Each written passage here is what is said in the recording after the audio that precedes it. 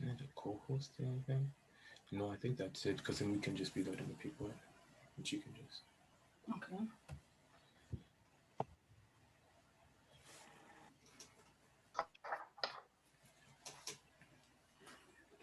Did Joey come back? Is she there? Christiana. Oh, she's there.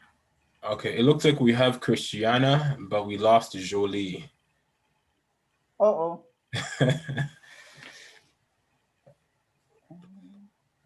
Hopefully she comes back. She's really super dedicated, that girl. It was her birthday yesterday. Her family was supposed to celebrate for her today, but she still came to the meeting. So Nice. maybe we can see That's the spirit. very strong spirit, that one. Oh, gosh. Okay, I think we can just start. Oh, wow.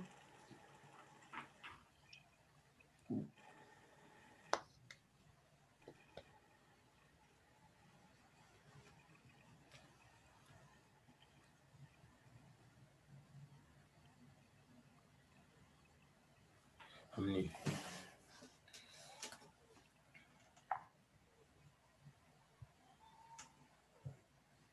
Because we are 15 minutes in, if we want to finish at 7 o'clock, I we think, might want to begin without going over the 7 o'clock. yeah, I think we can start. Yeah, I'm gonna message Cristiano and Jolie to come on. Raisa says she's coming as well. She's there. Is Raisa? Oh, Raisa is Raisa, you're here. there. I'm here. Yeah. Oh, Raisa came. Okay, good. Do you mind messaging Cristiano? Raisa, he was here before, and then we ended the meeting and restarted. And then I'll message Jolie. Okay. What that? And yes, Rita, you're right. I think we can go ahead and start.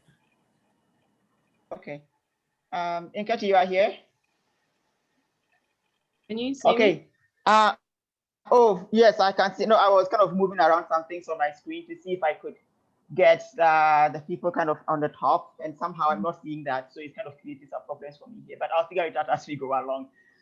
So maybe let's get started, and we don't have Felicia. I was wondering if we could get whether Nkechi, you could take the notes for us, or maybe Nkechi and Ashley help us with the note taking, so that in case somebody misses something, somebody else could have caught it. Would that be okay? I'm not the best at it, but I'll give it my best shot. Yeah, it's not about the PowerPoint, it's more about the comments and what people are saying that we could be putting into the toolkit. So, Ashley, is that okay? Yeah. Okay, because Felicia was doing that and she's not here today, so we'll have to find a way to work around that. And then I was also thinking we could still continue and have our breakout rooms. So for when we are having the breakout rooms, actually, if you don't mind, just send all of our participants. We have like 1, 2, 3, 4, 5. Cristiano is jumping and joining 6, so maybe 3 per room to still have the discussions. Would that be okay? Sure. Yeah. Oh, Jolie is coming, so 7. So maybe just think about who goes where, so that we can still have the participant-focused discussions, and then we can come back after the 15, 20 minutes as we go along. Okay, so let's get started. Jolie, did you manage to join? Can you hear? Yeah, I'm home now. Oh, yes. Okay, because I saw you kind of trying to connect. I just wanted to make sure everybody is on.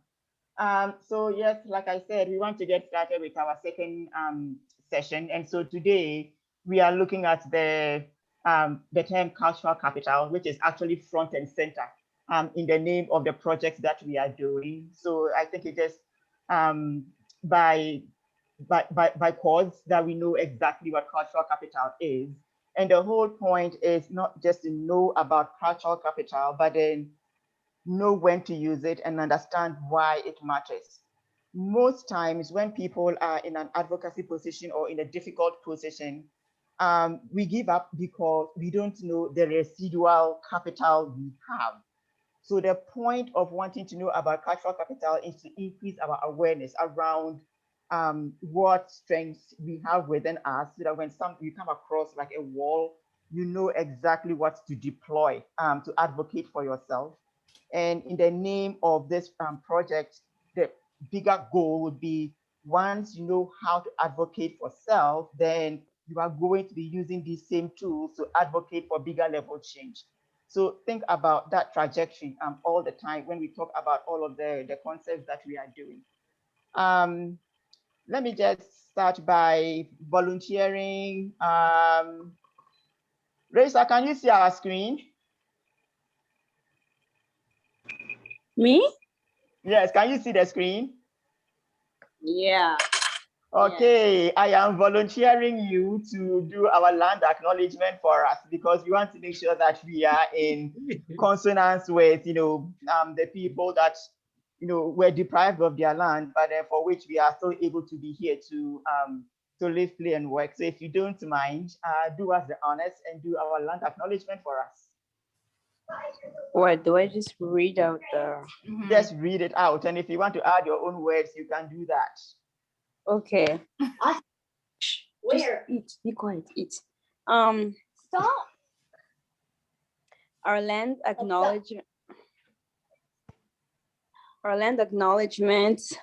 Let us acknowledge the traditional territories of the people of the Treaty 7 region in southern Alberta, which includes the Blackfoot Confederacy, comprising the Siksika, Piikani, and Kainai First Nations, as well as the Tsuut'ina First Nation and the Stoney Nakoda, including the Chiniki, Burspaw, and Wesley First Nations.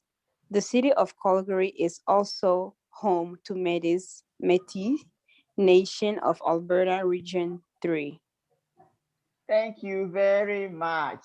Let's try to get the pronunciation for Is it Tsuut'ina, right? It's Tsuut'ina. Tsuut'ina. Yes, Raisa, did you hear that? So it's Tsuut'ina. So the TS is kind of silent, or the T is silent. Okay. Yes. Anyway, so for the so we've done our land acknowledgement, and so we'll just go into the reason why we are meeting here today. We already know what our rules are for meeting. It's all about creating a space where everybody feels welcome and entitled to participate. We are just trying to build this community of belonging. I believe everyone was here last week. I was seeing someone else. I'm not sure that. Oh, let me try to. Oh no, there was a name I saw that I didn't believe was here the last time we met.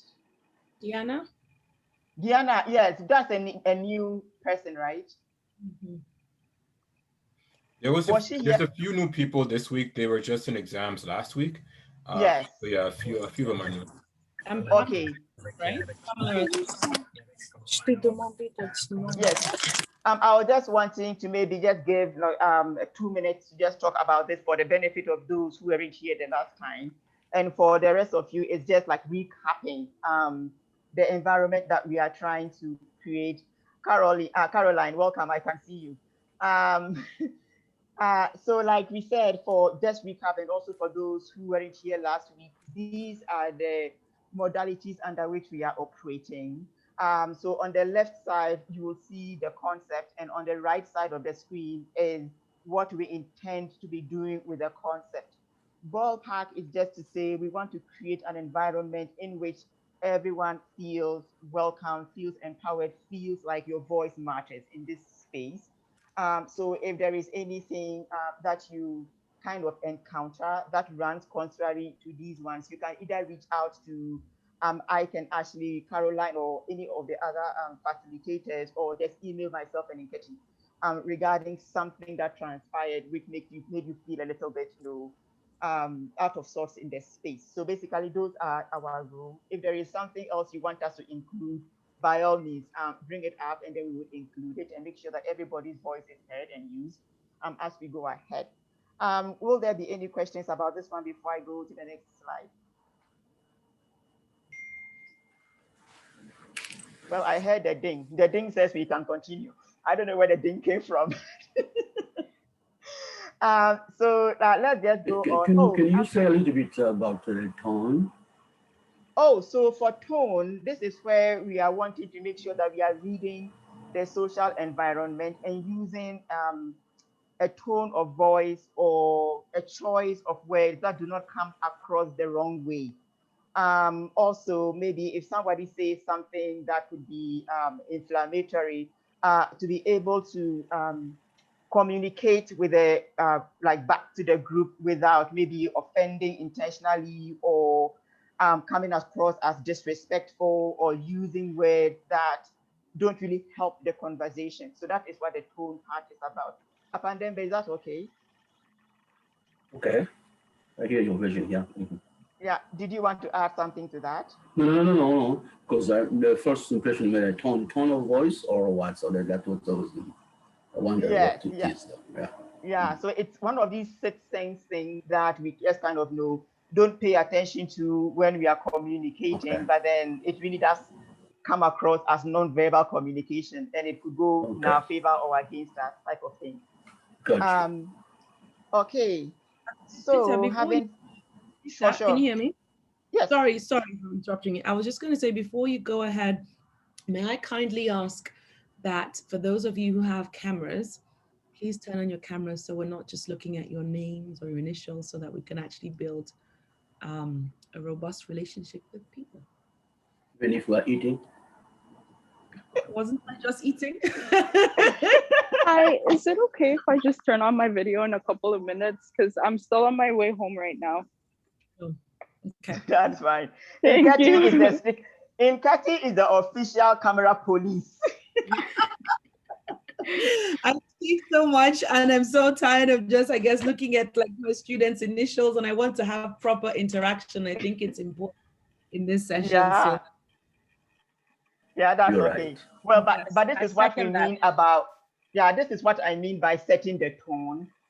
So this is something that I can qualify as a pet peeve for Nketi, but then she says it, and then if we can accommodate, we do, and then everybody feels, welcome into the space. So that's what I mean by setting the tone. So yes, Nketi, thanks for opening, providing an opening to kind of talk a little bit more about tone. About setting the environment for the conversation. So maybe let us go on. We are already like at 5:30 and we are just now beginning. So hopefully too many people don't jump off at 7 o'clock. So let's go on and talk about what we did from the last class to kind of recap, because we are kind of running a little bit like behind time. Maybe just drop any questions, comments into the chat box. And when we have a moment to maybe do what we call it, a breakout session before we begin the conversation, in case you can just kind of read them out to see what it is you are talking about the last session that we had. And if there are any questions, we can pick them up at some point, or I can send an email to everyone to expand on those questions, just so that we can claw back some of the time we've lost. Does that sound like a plan? Okay, so if you have anything, just type it into the chat box whilst we set up for our cultural capital work class. So basically today we are trying to do three things, and you realize that they are pretty much the same to the last class. It's just that in this one we are substituting notions of poverty with cultural capital. So the goal is the same from the very first session that we had together. So instead of getting introduced to the concept of holistic poverty, this time around we are looking at the concept of cultural capital. The second thing that would want us to do, and to me personally, which would be the bigger learning from here, is to reflect each person on the cultural capital that you have. And if there is anything that you think you are lacking, then we start that. So that would be your reflective piece, the part that you are kind of recognizing as we go along and go, oh, I kind of recognize that. Ooh, okay, I wonder why I don't have that yet. Well, I can see that I am growing that one. That is the reflective piece that we are talking about, your internal conversation with yourself. And then the third one is trying to connect that individual point to the systemic. So once we know what cultural capital is and we are feeling educated about it, well, how are we supposed to be using this in terms of confronting systemic racism, talking about systemic racism, writing about systemic racism, and demanding something be done about systemic racism? Like I was saying earlier, most times people have this dormant strength or energy or yes, within them, but then we don't know about it. So it's just there. So people can just walk all over us and we wouldn't know that we actually have the tools to be there for ourselves. So that is where I want our minds to be as we look at this concept of cultural capital. Does anybody have a question, a comment to make before we continue?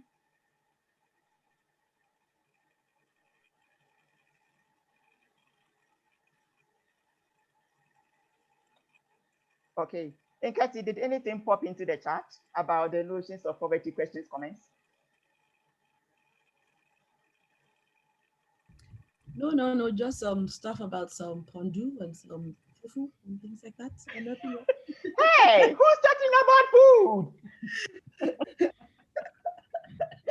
Yeah, but that is totally fine. Actually, I was just, pardon me.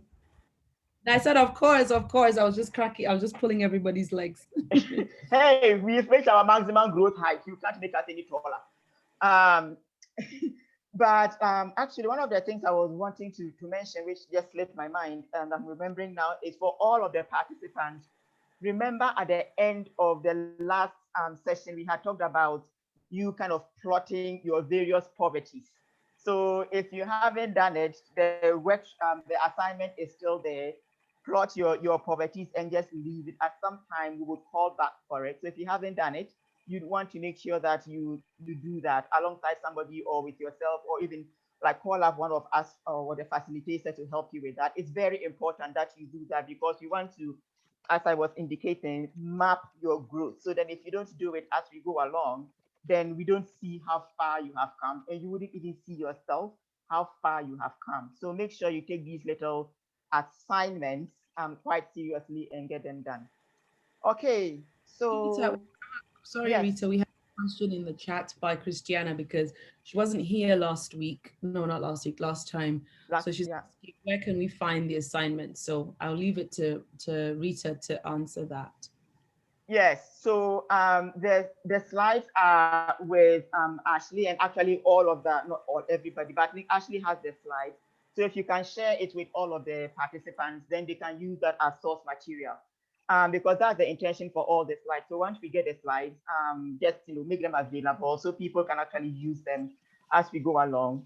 So for Christiana's question, if you can, I don't mind actually sending those ones to you directly, just to make it easier for you. So maybe if you can send me an email, I will send it to you directly.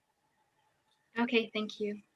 Yeah, so what I can do is when we get into the chat, I'll message you my email address and then you can contact me, you can go from there. Okay, sounds good. Okay, so let us kind of jump right in and do some boring introductory talking, and then I will stop talking and then we can have everyone else participate and contribute. So when we are talking about cultural capital, the first point you see there is referring to what we are calling social abilities and nonverbal communication that position us to take our place in society. So these abilities can be overt abilities, things that everybody knows. Oh, that person is a very good doctor. We know that. We know that they are good at. But then some of it is non-verbal. We perceive that out of the people. But that is the set of your cultural capital. And then because of the way in which people are perceiving your abilities or reading you in the social context, it allows you to, as I'm saying, take your position in society.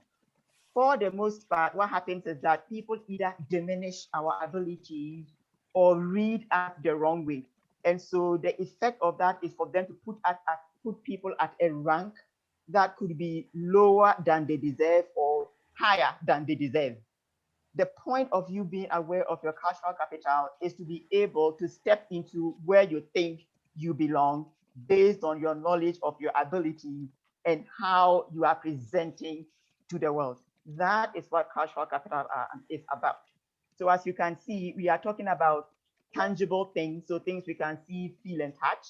And then we are talking about these smoother, intangible type things, which still play a big role in the way in which we position in our society. So when, for instance, BIPOC people are talking, so Black, Indigenous, and people of color people are talking, we are always going back to this whole idea of the way we are being treated in the society because of the way we look. So that means that there is some nonverbal messaging that people take based on how we look. And so the position they accord us in society is lower. And so the idea here is for you to then be aware of that and say, no, no, no, no, no. Just because I am Black, woman, gay, lesbian, or something does not mean you can treat me this way. That is drawing on your cultural capital to take your position in society.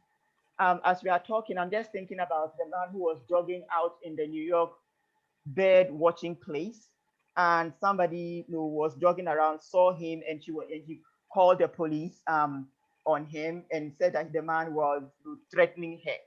But then, because he knew who he was able to be like, no, no, no, you can't treat me this way.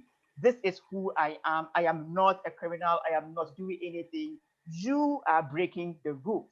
You are the one actually doing something wrong here, and you are trying to turn it on me. But if he did not have that framework to take his place within that communication, he could actually have been holding the short end of the stick, because this white woman, called and said he was doing the wrong thing in a space where she was doing the wrong thing. So that is an example of how you can actually use your cultural capital to take your place in society. So when we are talking about cultural capital, like I'm saying in the 4 points over here, some of them are objective.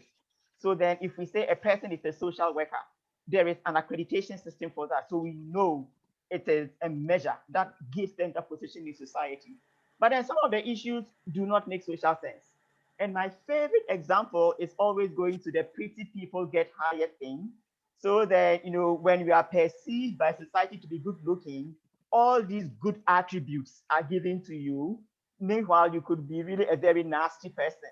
Whilst you could be looking at somebody whom society thinks is not good looking, but could be the best human you could have. We know the statistics are there that pretty people get hired all the time. That does not make social sense, but then it does have an impact on the ways in which people are given a position in society. So that is what I mean. Most of our cultural capitals are based on our individual self. So we will kind of get into the details of that as we go along. If you are taking notes, kind of write that individual base down, because when you start discussing among yourselves, these are the things I'd want you to be reflecting on. Some of them are based on the society, like I was talking about with regard to the pretty people get hired. The thing is that let us not kind of minimize cultural capital to something that is a Western construct. It is not a Western construct, it's a human construct, it's a human thing. So in every society that you go to, there are various cultural capitals. There is a reason that a person is adjudged to be the best hunter, or this person has a reputation for or for tapping wine, and that person has a reputation for remembering proverbs. All of those things are their cultural capital. So don't limit the idea to something that is Western. It is not Western, it is universal. Wherever you go, the concept exists. So as I'm saying, some of the examples of cultural capital are here to begin to let you think about what you have and don't have. So we are talking about linguistic styles. So that refers to something like an accent, the way you talk. Oh, that person is non-accent, and it gives you a certain position. The way we perceive something, oh, that person is so lovely, or that person is intelligent, or that person is a very good basketball player. Well, that is the ways in which people are perceiving us and the way we perceive people. The confidence that you exude to the world could be an example of your cultural capital. The cognitive abilities, let me explain that. So this is just like your intellect, just how well you think, your intelligence you are, and how people perceive that out of you. That is also it's another stack of cultural capital. Yes, I'm listening to somebody. Sorry, Reed, I don't want to interrupt you. I just noticed Jacob has his hand up. Oh, okay. Yes, Jacob. Yeah, I was just wondering, when it comes to linguistic styles, where does that tie into, like, if I was going for a job where I need to be speaking a lot and it'd be hard for people to understand me based on my different linguistic styles, is that part of like a racism, or is that more so just I'm not fit for a certain job? So that's a very good question, but I think it actually depends on the context. So let us say that you are going to be auditioning for a play in which you are supposed to be speaking an English accent. But then you go in there and you can't get this English accent going, then you would be not chosen for the part because you could not get that linguistic style they are looking for. So that is an example. But also in your natural state, I'm even thinking about the Nigerian doctor that was giving a testimony about the Stefan case, where the judge diminished the quality of his testimony to the court based on the fact that his enunciations were not clear and his accent was difficult to understand. And so it did impact the outcome of the trial. Now, that is even more serious because then the sole criteria for judging the value of what the man had to say was based on the way he was speaking and not the content of what he was saying. And so in that case, the linguistic style, had kind of dropped him to a lower place in society, while the lady who gave the testimony in quote unquote a Western Canadian accent, her testimony was valued higher just because she spoke in a way the judge understood. That's what I mean by the linguistic style. But in that case, that is not, but that, let me say it. In this case, is it injustice? Because if you cannot understand somebody because of his accent or what, for judging the person just because of, that's why, in fact, the lawyers, they come in. What they will have done is to get somebody who can interpret what the person is saying and not just judging him because in fact, I have a question. Personality also comes in. We cannot be all the same. We are different, and even express differently. The same thing can say, yeah, you're right saying that how you say it is also a problem. But knowing the background, knowing the person comes from, and you judge him directly because of the accent, and that's where also the problem comes in. Yeah, I see a problem there. Yes, and so that's what I mean. So what could have happened is that this judgment based on this how the Nigerian doctor spoke was not allowed to interfere in the justice process. It was called out, and if I remember correctly, a whole bunch of doctors came out to speak against that, and there was a few lawyers that also wrote very strongly against that. So that is what we mean. But then they could have just swept it under the carpet, and then the injustice would have been perpetuated. Good. Yes. Okay. Can we move on?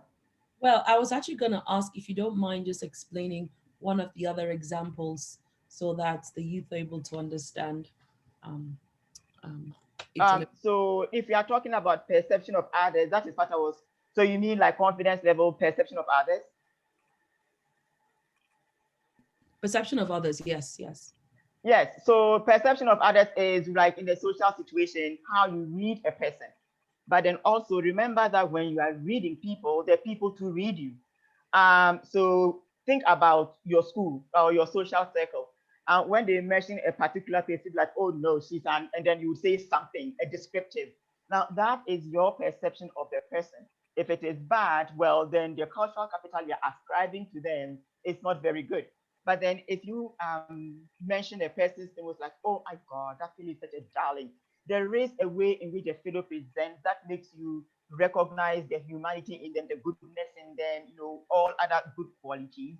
So we are people in society, everywhere we go, people are reading us, we are sending signals, and we are receiving signals. That is part of the cultural capital we cultivate. So let's say a person cultivates a reputation for being a complainer on the job, right? Well, if that is your the perception of you at work, it will really count against you when we are talking about responsibility ascribing, or who is supposed to be a team player, or who is doing all of that. They may not tell you directly, but then it impacts the amount of cultural capital that you have. So that is what I mean by the perception of others. So we are reading people all the time. When we are talking about confidence level, that is something that comes as we grow up, right? My example is when I was growing up, my daddy used to say that I was very quiet. Like I was telling the group, I'm very shy, and truly I am. But then if you get to know me, you think I can speak 50,000 words a day.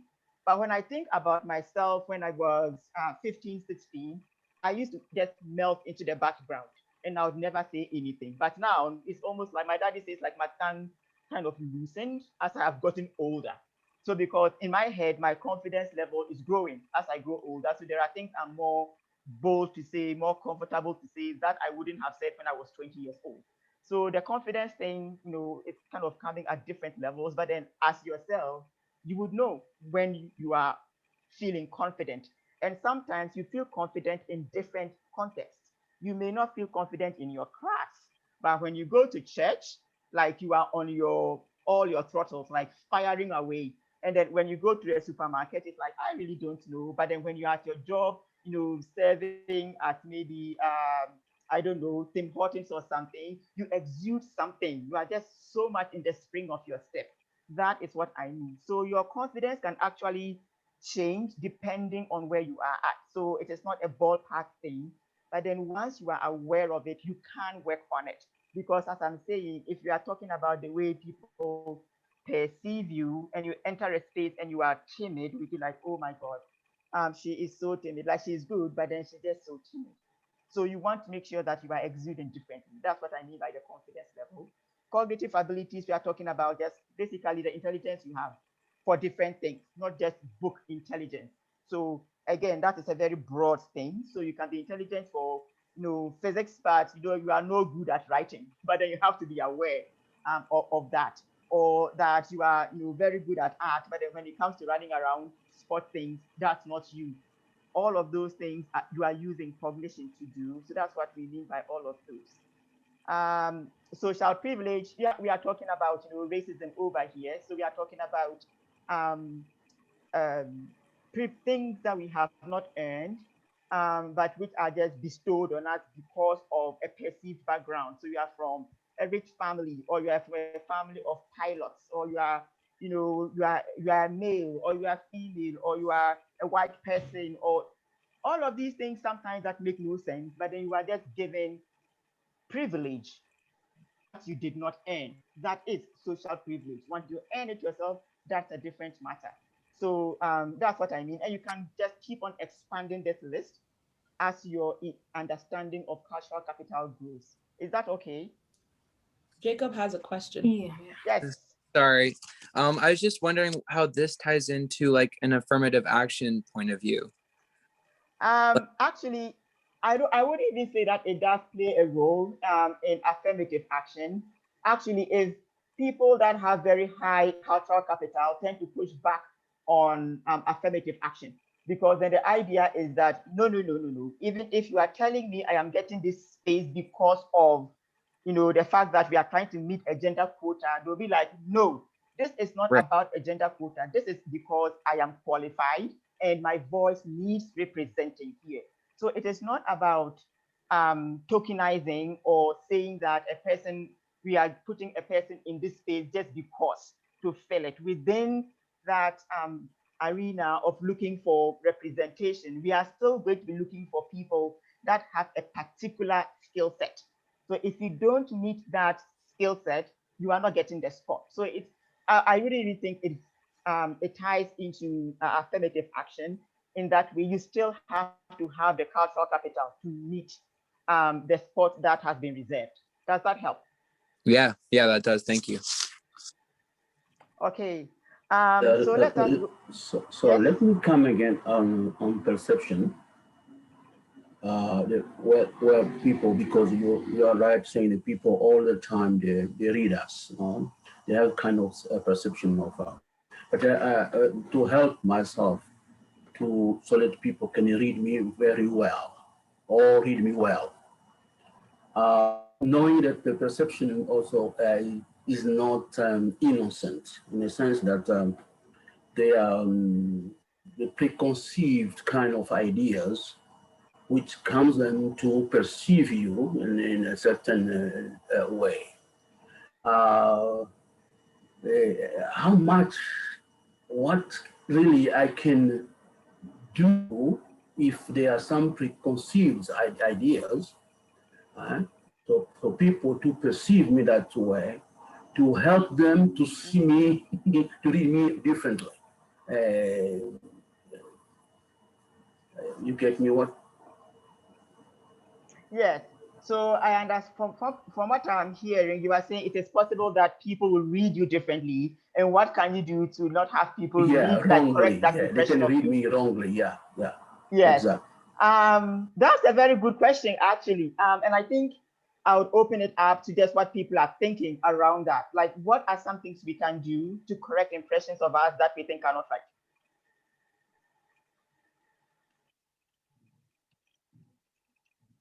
Sorry, Rita, is it to correct impressions or prevent wrong impressions, or maybe a bit of both? A bit of both. So what Papa Ndembe is saying is that somebody could read you wrongly, but then what do you have within your power to correct that reading that a fellow had? So it could be preventing or actually correcting it. It could be a bit of both, really. Doesn't matter.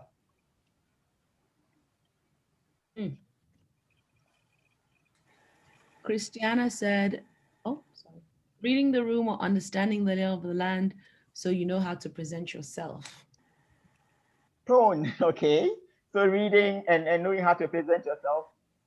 And then Pamela said, educate them on how harmful stereotypes are. Exactly, okay. May I just smile a What lot? else? Who said that? I didn't see. I don't know who spoke. Present, Nketi. Oh, yeah.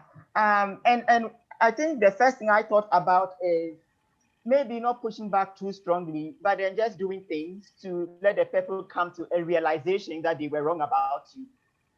So don't give people an opportunity to affirm what it is they were thinking about you, right? It's like, oh, you know how people will sometimes, confess to you, when I first met you, I thought you were, all of that, but now, oh my God, how wrong I was. So it is from the things that you do that makes people realize differently. But it is, again, one approach. It is not the approach. If I'm remembering correctly, Christiana was like, reading the lay of the land before you begin doing things, just so that, you are presenting properly. It's a very dicey thing to do. Papa and Dembe, does that help? I'm getting it out there so that we can know what to do. Yeah. Well, if I can just say like an example of what I'm hearing here, what the eye contact, if we're talking to a person, the eye contact, it's really valued to the point that they can judge you about that. I mean, on that. If you don't keep the eye contact, they can even dismiss you and say that what you're saying is not even true. And which is a very, very, and is a cultural thing, I would say, because where I come from, if you, a young person looking me, I mean, when I'm talking to you, I will take it as a sign of disrespect. Mm-hmm. You don't respect me. Or when I'm talking to a woman which is not really, I don't have a thing. I should not gazing. I mean, looking at her like, and some of these things, the cultural, they come with the culture. And here, somebody will just dismiss me, say, no, look, Uh, how, yes, now that I understand, I should make an effort to look at the person because I'm aware of them. If I'm not aware of that, that is a problem. Thank you. Yeah.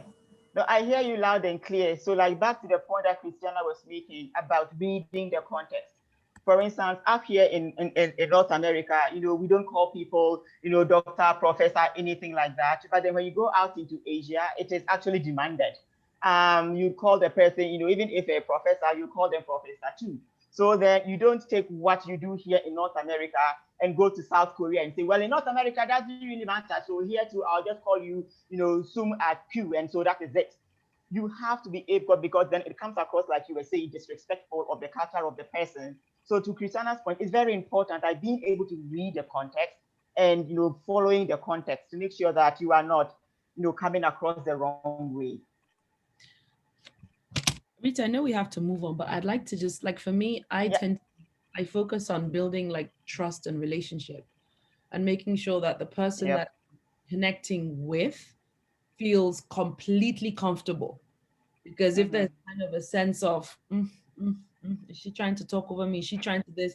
Then that builds distrust. And so I tend to, for me, I work on that trust and that relationship piece. And so, well, I hope you're adding that to the notes on how we can, deal with, how to work around how people perceive us. But yes, so there's no right or wrong answer. It is more individual based. How do I navigate my spaces in such a way that the cultural capital that is accrued to me is not diminished in any way? And that comes with, age, maturity, and just practicing. So there are no right or wrong answers around that. But then that is what I mean by reflecting together and growing together. So when we talk about types of cultural capital, there are 3 of them. And I'm just wanting to let us look at the diagram here, especially at the arrows. What am I trying to communicate using the arrows over there? I know there's incorporated cultural capital, there is objectivized cultural capital, there is institutionalized. But when you look at the diagram and all the arrows, youth participant, what does that suggest to you?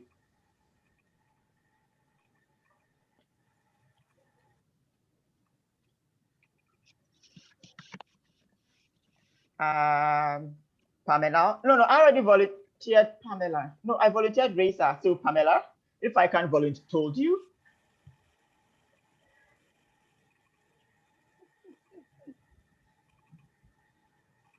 Pamela, I think you're on mute. We can't hear you. Oh. Yeah. Yeah, I was saying I don't really know what it means. I was just waiting for you to explain it. And Jolie, okay, that's fine. Jolie said they are all tied together. Exactly. They flow or feed into one another. So you can't look at them as, separate entities. They connect. So if you have incorporated, it kind of flows into the objectivized, and the objectivized flows into the institutionalized. This is simple. You can even think of them as intersecting with each other. So if you have, objectivized, it can intersect with your institutionalized, and it can intersect with your incorporated. The way I like to think about it is think about yourself as a person walking around. You are not compartmentalized. You are one whole, doing all the things that you do at different times, pulling different things to do different things. That is how cultural capital is. So think of these categories here as just academically separated, but in practice, they are all interlinked and they keep on reinforcing one another. Think of it that way. Do we have any questions about this before we go in?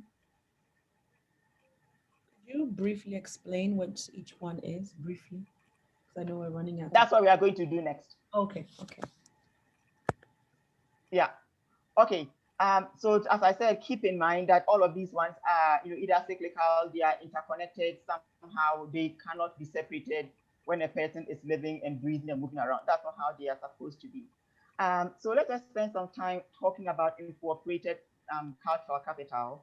And after this, we will go into breakout rooms, depending on how many people are, maybe 2 rooms, maybe Ashley, and then just have that you kind of talk a little bit about what incorporated social and cultural capitals there are. So Sorry, Rita, do you prefer two when rooms we or? talk about Sorry, it's cutting out.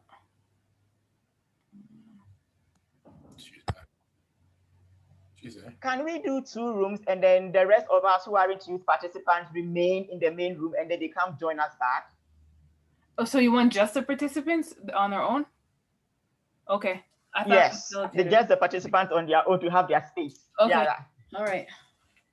because there is enough of them for them to be on their own doing their thing. If there weren't enough of them, we would have tried to join to just make the numbers. But since there is enough of them, Yeah, to there's go enough. at least 4 per group, let's do that. Yes, and then we can Okay. just remain and also talk about ours, and then they come back and join us. So I had allotted maybe I think it was 15 minutes. Maybe let's reduce it to 10 minutes for them to have their conversation and then come back. Just so we can try to go a little bit ahead and not spend too much time past 7 o'clock. So maybe set it for 10 minutes and then they can rejoin. Okay, so when we are talking about cultural capital, I hope you guys have gotten a jump on what it means by just reading what is on your screen. So like I'm saying here, we are thinking about ways of being and doing. So when it is a state of being, it is kind of like a static state. It is kind of quieter, but then you are there. You are breathing. It's a state of being. You are kind of perceptive. It's a way of it's a state of being. You are much more passive. It's a state of being. Oh, that person is very cultured. It's a way of being.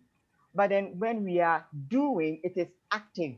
So the way you speak, the way you run, the way you think, all of those ones are doing. But then the critical thing about that is that we learn them through socialization or acculturation. So when it is a way of being or doing through socialization, that is where we are learning from birth, from our parents and the people that are in our life. That is socialization. So things are socialized into you. Like we say, no child is born being a bad person. But then if you are surrounded by bad things, that is what you are likely going to learn. So that is the socialization you receive. Some people are just surrounded by books. So then as they grow up, the normal thing for them to do is to be reading books. So that is socialization. And sometimes the things we actually socialize ourselves into, we don't even notice. They are very quietly happening. And before long, we are doing this. This became part of us, but it is part of your incorporated cultural capital. The second one, which is acculturation, is much more of a process that you are aware of. So you might have gotten to a point in your life when you went to a new place, encountered a new person, encountered a new way of doing things, even a new way of thinking, and you adopt that or you adapt it to yourself. That is a process we call acculturation. It's very different from socialization. For most people who are in tune with themselves, they can pinpoint exactly when they picked up a certain way of doing something or a certain way of being because of the acculturation. I always say, like when like back home in Ghana, I was never a coffee drinker because coffee drinking is not just a thing in Ghana. But then when I came here, I was just kind of walking around, and then before long, I was standing in the line at Tim Hortons wanting a cup of double something. And I can pinpoint when that happened. So even though I'm not a coffee drinker, there is coffee in my life and I can tell you when it happened. That is an example of acculturation. Or for those of us who immigrated here, even our views on maybe LGBTQ issues kind of shifted because then we are at home and it's, oh, no, that is a sin, it is wrong, you can't do that. It's very black and white. But then when we come here, we may have those views. And when you are here 5-6 years, you realize that your thinking around that is much more broader, much more inclusive, much more permissive. Your way of thinking about that changes. That is also an acculturated thing. So think about yourselves in those ways. Some of you may have acculturated things, some of you may not, but it does not matter. The bigger thing here is that you do have your set of incorporated cultural capital. The big question for you now is, what are they that I have? So that is the big question that you'll be taking into your discussion. What are some of the types of incorporated cultural capital that you have? So be thinking about the way you were raised as your framework for that. And you have a lot of examples. Some of them might be good, some of them might not be good. Just write them all down. So what we want to do is, again, just take you into your breakout sessions. Actually, like we said, limit it to 10 minutes. And just as a group of you, think about the types of incorporated cultural capital that you have. And then later on, you can reflect on yourself. But then just let's do that and see what happens. When we come back, each group will be able to share back, a whole list of incorporated cultural capitals that you were able to come up with. Does that sound like a plan? Yeah, you are beginning to be like, oh yeah, I know that, I can do that. Oh yeah, I can do that. Yes, and just write as many as you can. Pretend that you are on Cash Cab, where they tell you to name as many things as possible in 2 minutes. Pretend that is what is happening and just generate a tall list. And let's hear what you came across. We'll just wait for Ashley to, send us into the groups, and then the adults will be here to talk about where we missed the mark.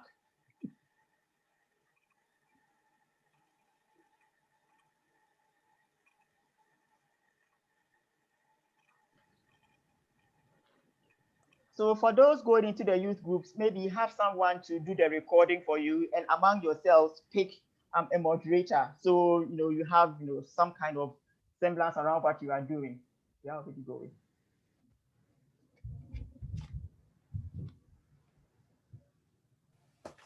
Yeah, the room should be all there for people to join. Yeah, some people have left already. We still have Benita. There's Benita and Christiana that's there. Well, Benita and Cristiano. They can start. The groups can start without them. Benita, are you there? She always has really bad connection. Benita not joined. Oh, she's good now. And Cristiano. Cristiano Taylor.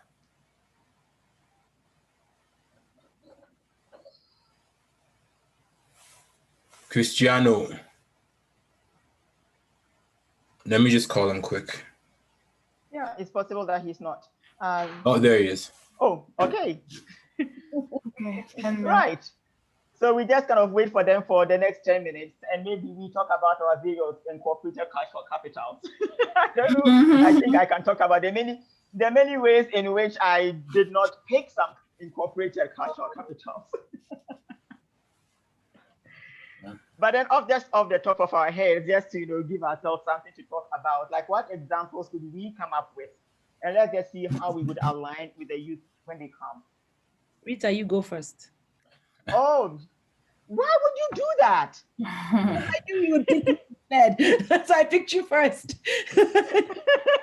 Well, let's see. I know that they say that I was named after my grandma, and she talked a lot. So yeah, maybe being a talkative is one of my incorporated cultural capitals. Yeah, so I'm never looking for a way to sleep. Is that socialized? So that's socialization, right?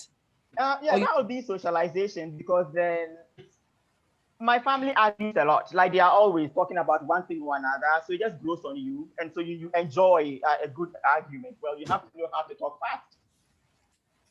Okay. Yeah. I have the exact same cultural capital. I think the way you explain it is so much better than how my wife puts it. But yes, I think it's good. I wish she also sometimes enjoyed just a good argument. Oh, yeah. Okay. What do you have to say? Yeah. No, I'm kidding. I'm kidding. Let us start Caroline. Caroline, what incorporated cultural capital did you pick from your fantastic parents? Oh, I'm thinking. I'm still thinking. I'm sure. Like I don't know why one example is not coming to me, but I'm thinking. I'll give you in a minute.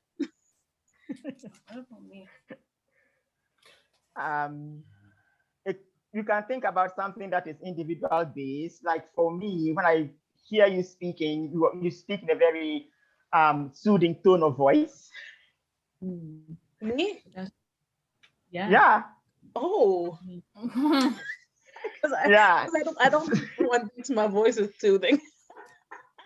No, well, to me, that's how it come across. So if you have a loud family, you tend to talk very loudly, right? But then it grew on you. Exactly. So if there is anything that you must have grown around people that talk the way you talk. No, they're loud. They're loud. Yeah, right?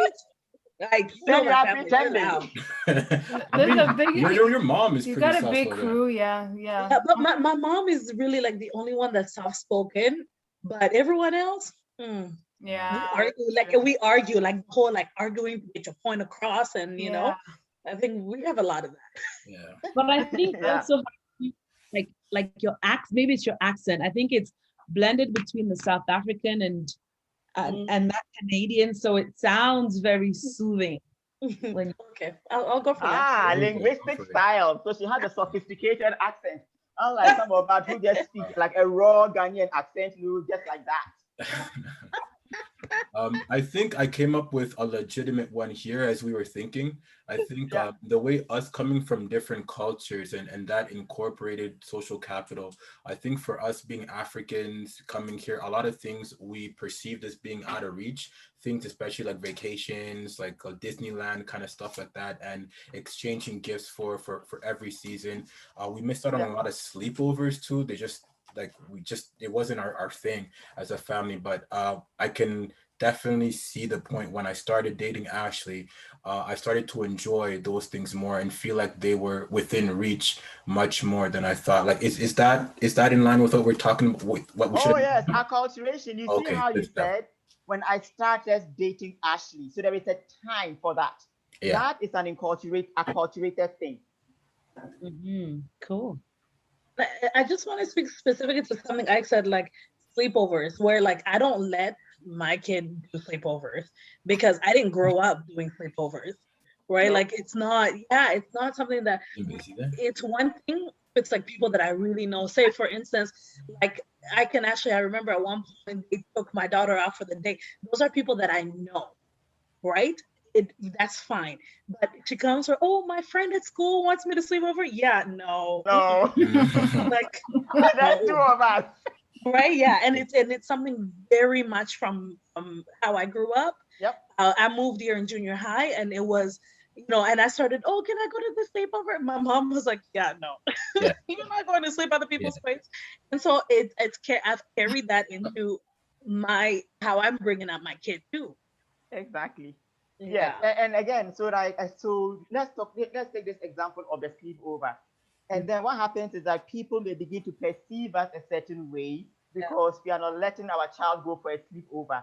So then from within our culture, they'll be like, hey, that Caroline lady, what's wrong with her? She's become even Canadian more than the Canadians. Yeah. But then the Canadians who acquire, or the people who kind of do that will be like, no, yeah, she's very cool and we like her. And they'll invite you more into their context. But then for us Africans, be like, what's wrong with her? Like, that's what we grew up doing. Like, why are you doing this?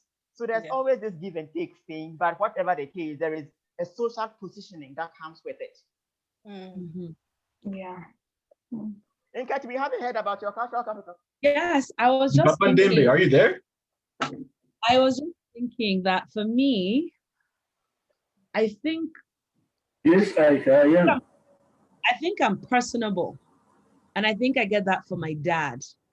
Like I grew up with my dad having friends around, they'll be laughing. And my dad was so warm when people would come into the house. He'd be like, I don't know. So I think I get that from my dad and also from both grandparents. My mom is personable, but she's more on the shy side. Whereas my dad is kind of that, he's by no means flamboyant, by no means, but he's an extrovert. And if you're around him, you will feel like you are the best thing since sliced bread. You know what I mean? Yeah. And yeah, I think I'm personable. And I watch my dad like just make people laugh, make people smile, and that kind of thing. And I remember there was a time I went to a wedding, and they said to me, there was a picture of the groom's mother laughing.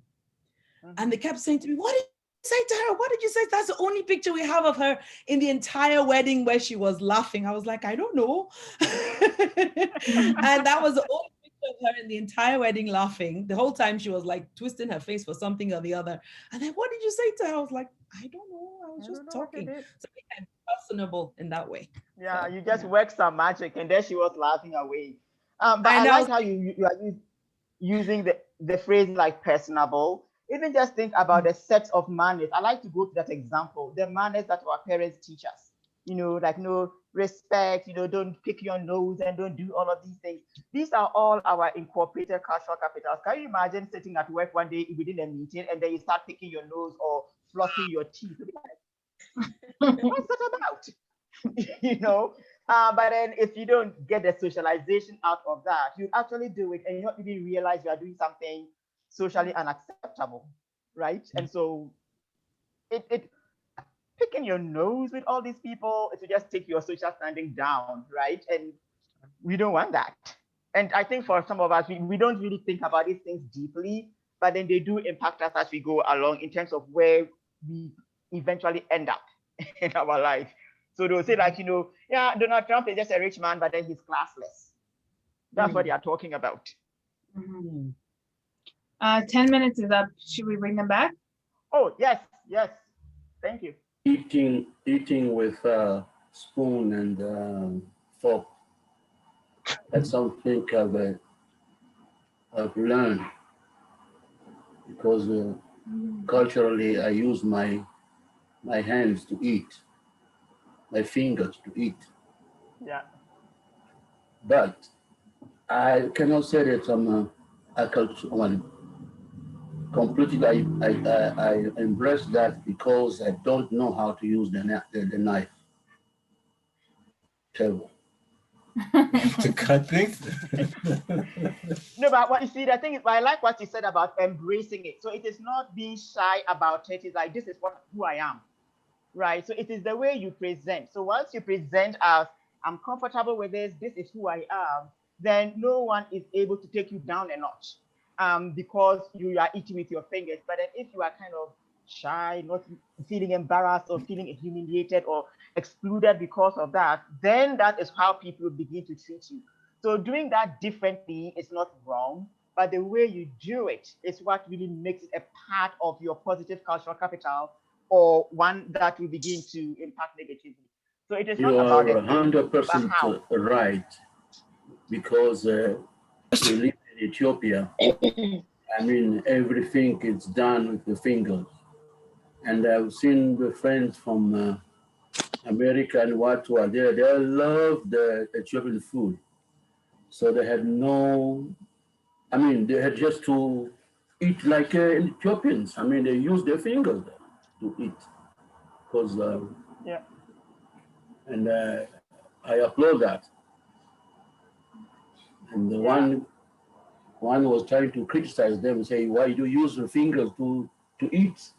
And the other one asked, why don't you use forks to eat your burger?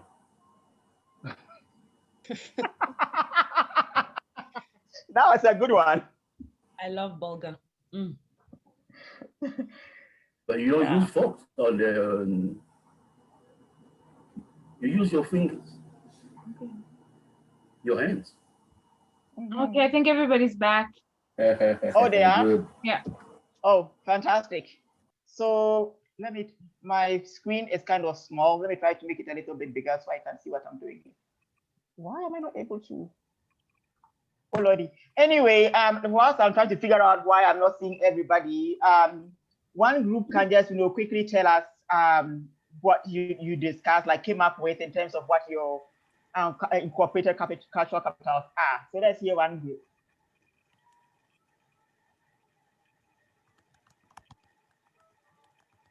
I guess you can go first. Okay. Okay. So for our group, we divided into acculturation and socialization.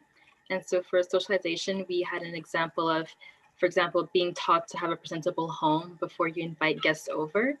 Not everyone's taught that, but some of us are. And then when you meet people who don't follow that principle, you're like kind of out of your comfort zone. And for acculturation, we had an example from Pamela saying that some of her siblings, for example, are taught more like the housewife mentality, especially if they're like born and raised in Congo. And maybe her siblings who are raised here have more of like a liberated or feminist mentality, and they would not accept doing all the housework or doing all the cooking and cleaning.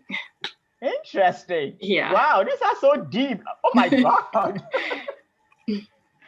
And here was that we were sitting down here talking about superficial things. And you have already gone into like feminism. Oh my God. Ish. You guys, adults, I said adults, facilitators or whoever, step up your game. Don't let the youth and young people disgrace us. Seriously. Can I just ask one follow-up? Sorry, Rita, sorry. No. You say in terms of socialization, you gave the example, I think, being taught to have a sensible home, you say, before inviting people over? Oh, a presentable home. So when that's clean. Mm-hmm. Yeah. I heard sensible, presentable. Yep, that made more sense. Yes. Okay, let's hear from the next. Oh, sorry, Christiana. Was that all you discussed, or there is more? Oh, there was more. Sorry. Another one we had for acculturation was maybe the principle. We kind of thought of like Congo versus Canada here. So maybe girls being taught to be more modest in Congo versus here you can be a bit more sexually liberated or like open with how you present yourself. For example, colored hair, piercings, and stuff like that. And for socialization, we had another one that's, for example, your relatives teaching you to call non-relatives auntie and uncle. Something like that. Yeah. That's a big African one. Yeah. I actually have a story about that. I took my daughters home and we're just meeting uncle this and auntie that and uncle this and auntie that. And then we met someone and married my youngest. She was like, another uncle? And she turned and just started running away. Yeah, but that's true. Yes. And Pamela's just said, my nieces and nephews call Ike Papa Ike, and it kills me every time. I'm gonna start calling you Papa Ike now. I forced them to start calling me Papa Ike. They're in the little mentorship program, so yeah. You know what, Ike? When we open up after post-pandemic, and I'll be like, Papa Ike, you'll be like, Anyway, let's move along. Like it's already 6:30, and we've only done one. So Christina, what you can do is for the rest of your ideas, just maybe pop them in the chat, and either Nketi or Ashley just clip them that we can use for our work going forward. The other group, who's going to be speaking for you guys? I will. I took the notes down. So we have 3 for each. So for acculturation, we have diet, because I mean we eat like burgers and pizzas and stuff like that more than we do probably like fufu and other cultural foods now that we're here. And then we also wrote down like chores, like Christiana said, and like strictness, like our parents' strictness altogether. So like, you know how our parents are strict, like I know how Christiana gave the example, my sisters were kind of raised stricter than I was. So we wrote that. And then we also have language, because around us it's a lot of English and a lot of French and stuff like that. So we tend to start speaking more English even around the house and things like that, than our native tongues. And then for socialization, we have religion, because most of the times we do like religion does follow us wherever we go, like from home to when we come to a different country. And then we have values, And in that we mentioned like staying with the family. So back home, like usually, you know, the family stays together. Like you could be 30 and still live with like your mom and your grandma and everybody. And then here it's like you move out at like 18, but most of us still keep that value around, that like we can stay at home until like you're really ready to move out. And then third was work ethic. So like Africans are usually hardworking in Africa, and they're gonna come to Canada hardworking as well. So yeah. Okay, I think those are very fantastic examples. Nkechi and Ashley, if you didn't catch those, maybe Jemima also pop them into the chat so that they can just clip, Nkechi can clip them and we'll just be faster. But I'm very glad of with the examples you are bringing out, because it demonstrates that you understand what we were talking about. It's very relatable information. Just before we move on, Jacob, if you don't mind, I was just wondering, being the only like non-African here, let me give your voice some a space. What are you thinking around what you just heard? Yeah, I didn't really have much to say because what I've grown up with is kind of all I know. I don't know any other way. Like it's just kind of natural, everything that I've grown up with. So there's no big changes. Yeah. But again, just think, all of us think about what we heard. And so when you begin mapping your own cultural capital, incorporated cultural capital, there is endless things that you can put in there. We're talking about, being talkative, the respect you show, the manners you have, all of those things are part of your cultural capital, incorporated cultural capital. So actually, let me not forget, even the way you present, like somebody was talking about pink hair and all of those things, it is part of it. So add the way you look in your head, like, do I feel beautiful or do I feel ugly? All of that is part of your incorporated cultural capital, because it was either socialized into you or you came to the realization. So all of that is part of it. So having done that, let us move on and talk about objectivized cultural capital. This is a fun one. So when we talk about objectivized cultural capital, we are talking about the value we accord to ourselves and the value other people to accord to ourselves because of the things that we have. So this type of cultural capital is more material based. It's the things you have around you. So like I'm saying over here, the things that makes you feel like noticed, important, included, aware, cool, those are your objectivized cultural capital. I don't know if you'd want to have one or two comments about that before we go into the breakout room, because I feel like it is right there. It's simple to understand. So then my question is, when you hear that the first time, what occurs to you? Let's give space to the youth participants first, and if you don't, when you're finished, then we can open it up to the rest of us. Pamela put her hand up if you want to answer that one quickly, Rita, by any chance. Yes, what did she say? No, she just put her hand up. Oh, you're now going to speak. Okay, yes. Okay, I noticed that clothing is a big deal here.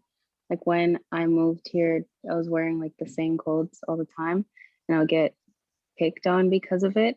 So like buying, I guess, brand name clothing, like the more expensive clothes, that's what a lot of people find their value in, if you look presentable or you look like you have money.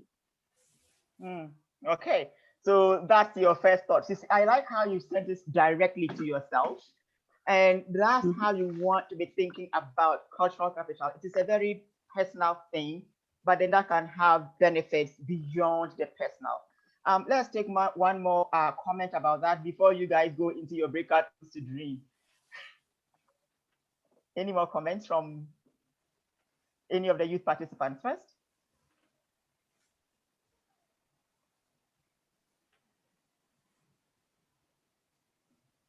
Okay, outside of the youth participants like Carol, Nkechi, and everyone else, what was your first reaction when you saw this whole idea of cultural capital linked to the things that are in our life? What was your first reaction? I think for me, maybe like, we're getting a little bit older. Ike is gonna have a birthday on Saturday.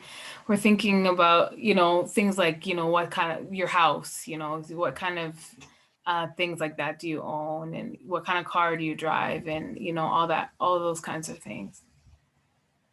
Yeah, and even at this age too, like not just the material things you've acquired, but like your job, even where you work, it seems to be that like your social circle and the connections and the network you have, your LinkedIn profile, like it really shifts from Facebook to like like all these other things. For sure. Caroline, I see you are nodding very happily. Did you want to tell us what you are thinking? Oh no, I was just nodding to what I said. Your LinkedIn profile, making sure it's on par. But even like finances, investments. Okay, what you have going on in those areas. That's what becomes more important, right? And I feel along those same lines is that at this point, moving away from just things, but perhaps what legacy are you leaving for your kids? Interesting. Some choice words there. Yeah, sounds good. Pamela We said, should have been recording that. We were recording. Yeah. Yeah. Oh, we are recording. Oh my God! And I'm being so silly. You be Come on, let me present my professional front. Okay. So wait, she said there is one comment by Pamela. She said the whole mentality of you have to be established by your 30s. That says something. That's very deep, actually. Because then if somebody questions you about that, if you know about objectivized cultural capital, you can put your thinking or in perspective based on that, right? But I actually like that. Let's come back to it if we do have the time. In case if I tend to be like, scatterbrain, hopping around the whole place, but then I feel like if I'm running away from it, let's come back to it if we have the time. So we are somebody put that film 30 going on 30 there. Sorry, I interrupted. Yeah, that was me. That was an example to Pamela's example, what she said about being established in your 30s. Yeah, no, I just wanted to add, like, my parents like would always do that to me. Like, if you're 10, you're a teenager. Like, how come you're doing things, but you're 10? Oh, you're not a kid anymore. Why do you want to play with toys? Blah, blah, blah. Like, they really breathe that into you there. And I think Raisa had her hand up, so we can pass it on. Yeah, I was gonna say, as a woman, you have to finish school early and then get married. Interesting that you bring that up, because we know, like, from our African perspective, like, getting married is a big thing. Like, you're not married, like, what's wrong with you? Anyway, I would even argue that a lot of African cultures, the marriage part is even more important than school. You can finish school anytime, but you must get married as a woman. It's like, you can finish school in your marriage, but you need to be married to be accomplished as a woman. Yeah, exactly. Yeah, so let us take some of these funny examples. I mean, I think Jemima raised her hand. Oh, yes. I was just gonna ask a really quick question, because objects is kind of like in bold, I guess, like blue and, in quotations. So, because one of the things I thought about was like, because when Raisa said as a woman, I thought about your body. So that's why I was gonna ask if like objects is really just materialistic objects, or it's very materialistic objects. And yes, the object, the woman's body is an object, it's a thing. Okay. Like, I was alluding earlier onto like what's the phrase? I'm losing my train of thought here. Pretty people get hired. Well, the reason pretty people get hired is because the person perceiving the thing likes the thing that they see. Right? Yes. So all of those things, as long as it's a thing, it is part of your objectivized cultural capital. And it can be interpreted correctly or wrongly, which places you on a particular place. So, Jemima, if you understood from your parents, the people around you, that the most important thing in your life is your brain and what you can contribute to life and society, and then all you go is, oh, Jemima, how pretty. I'll give you a job because you are pretty. Well, it is time for you to fight back and go, no, no, no, no.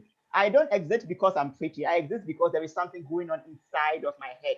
So there are ways in which, and that's what I was talking in terms of how to be able to use the cultural capital we have so we can take our rightful place in society. That's a very good example. Okay. Well, did I just praise myself? Oh, talk about self-congratulation. Okay, let us go into our breakout rooms. You go have your conversation and come back with some really nice gems that we can work with. Rita, do you want the same breakout rooms or do you want me to mix it up? It doesn't really matter. Okay, we'll keep it the same, guys.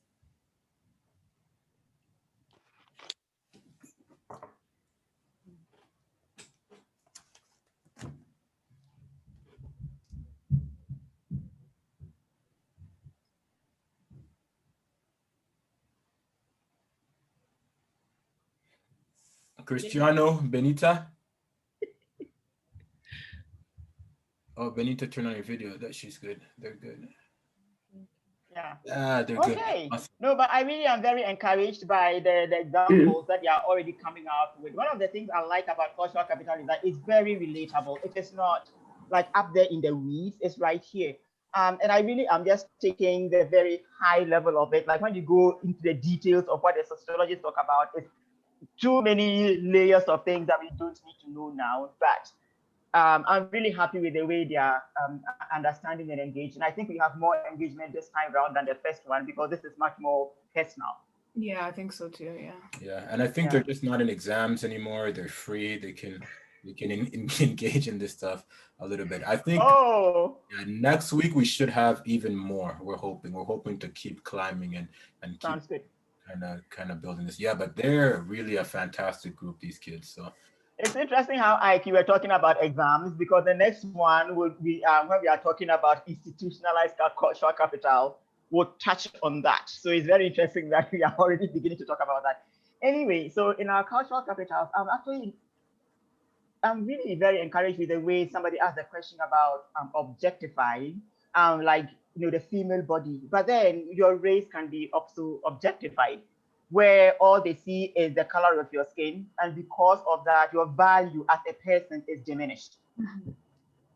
Right? Or how would an example of this be, growing up in Calgary, being the only Black person at your school or wherever, and people think like you're the coolest because you're Black. Oh, I missed some of that. I said, would this be a good example? So growing up in Calgary, grew up in an all-white school. Everywhere you are like the Black girl, and gain popularity because you are the only Black person. And so it's like, just by way of you not being Black, it's like everyone thinks you're so cool because you're Black. Really? Yes, because then the color of your skin. Yeah, Ashley, sorry. What did you say, Ashley? Yeah, like, I don't know, maybe the boys, but I didn't feel like that as the girl, like as a Black girl, like that didn't give me any kind of like clout. Oh, I felt like that because when I started in junior high, there's people who had never seen a Black person. Like they've never been that close to a Black person. Trust me, I know. I was the only one, man. Like pretty much all through from kindergarten there. You guys and then both went to the Christian schools. Yeah, you went to. And we both went to to private Christian schools, and. I was the only one, and being a girl, I think was harder. There was one boy that came in like high school. He was just cool. He played basketball, all the girls liked him, all this stuff, But that's only if you like the white girls, though. I was the Black kid too. I also played basketball. I had the cornrows. Everybody wanted to flock to me. And I said, no, I'd rather be friends with the losers, because I'm like, what's the difference between you, white kid, wanting to call me nigger, and then these other ones that won't call? Like, do you think I'm cooler? Like, you remember when white people were listening to Eminem and they thought that, it's like, you're not making me cooler because you think, so I was always a strange one. So I never, ever interesting. There was a white person who once told me, she watched a movie. She said, and in that movie, it's don't be a menace to South Central while drinking your juice in the hood. And there's a Black guy who loves white women in there. He chases after the white woman. It's like a caricature. And she told me about this thinking that I would be like that kind of person. I'm like, are you, like, you're telling me? So ever since that moment for me, I said, in the name of Jesus, if you see me this, oh yeah, strike me down. So Ike. He's too much sometimes, this guy. Extreme. He's a lot. He's a lot. Hey, we are observing some incorporated cultural capital here. Leave it be. But like, you're really gonna see that hip hop explodes because white rappers, they're popular, and then you're prop who's gonna help their crew, you know, look cool. No, Legitimize them, basically. No, please. Yeah. Yeah. No, but one of the things that I'm hoping that the youth will come up with is just the ways in which people try to build their sense of worth by getting things, because for the most part it works against you. And I'm hoping that by the time we have finished all of this, that and maybe they'll come up with it themselves, but then things do not really grow our cultural capital like that.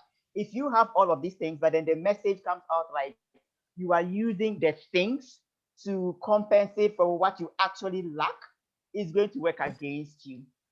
So it's an odd one in that sense. Yeah, it's true. And what they're saying about like the women factor, everybody like, when are you getting married? When are you getting married? When are you getting married? And like, we dated forever, so we got that question all the time. Ike was lectured about it all the time. And then the minute you get married, when are you having your baby? Where's the baby? Where's it? It's like, oh my goodness, like, can people just breathe a little bit? Yeah, exactly. Worth is like, what is wrong? What is wrong about that? Well,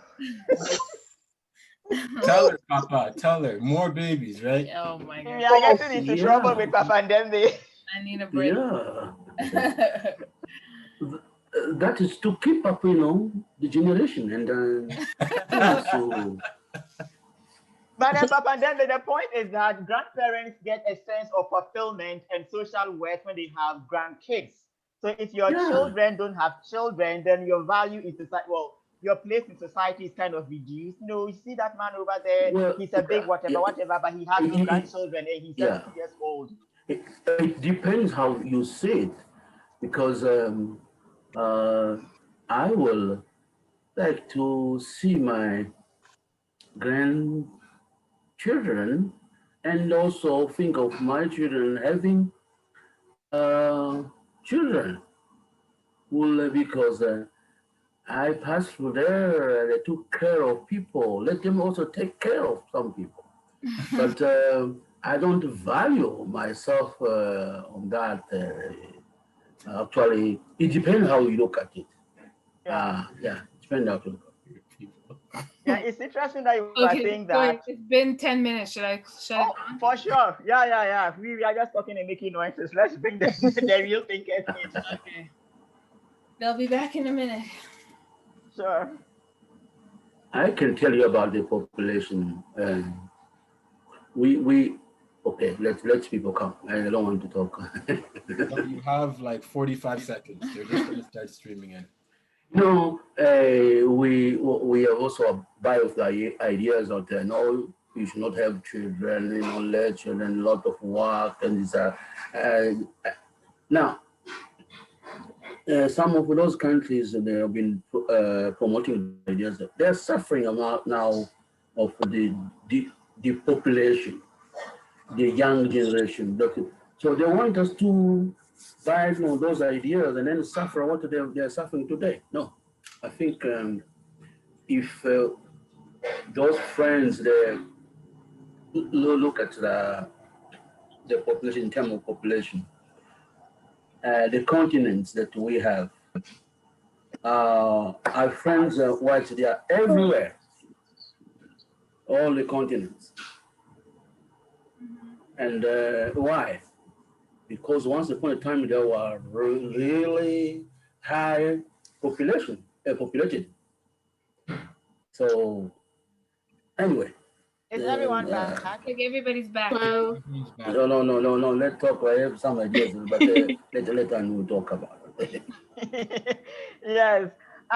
So welcome back, youth participants, and we are just dying to hear your ideas because you already raised the bar, and so we are expecting that you'll be raising the bar some more with the collective thinking you've been doing. So let's hear what you got and see how much we can deepen our understanding and use the concept of objectivized cultural capital. Who's going first?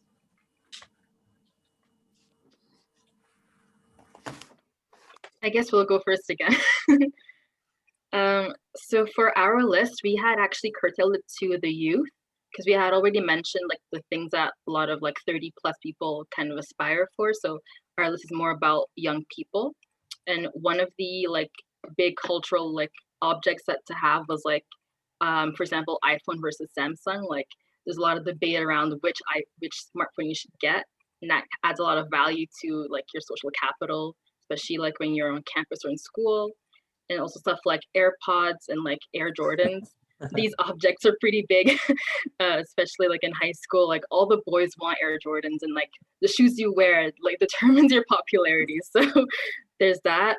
We also touched upon having like your own business, especially for like the younger people now. Like there's a big movement that says that like you're an elevated person if you own your own business, if you're your own boss. And there's a lot of shaming around being like a 9-to-5 employee.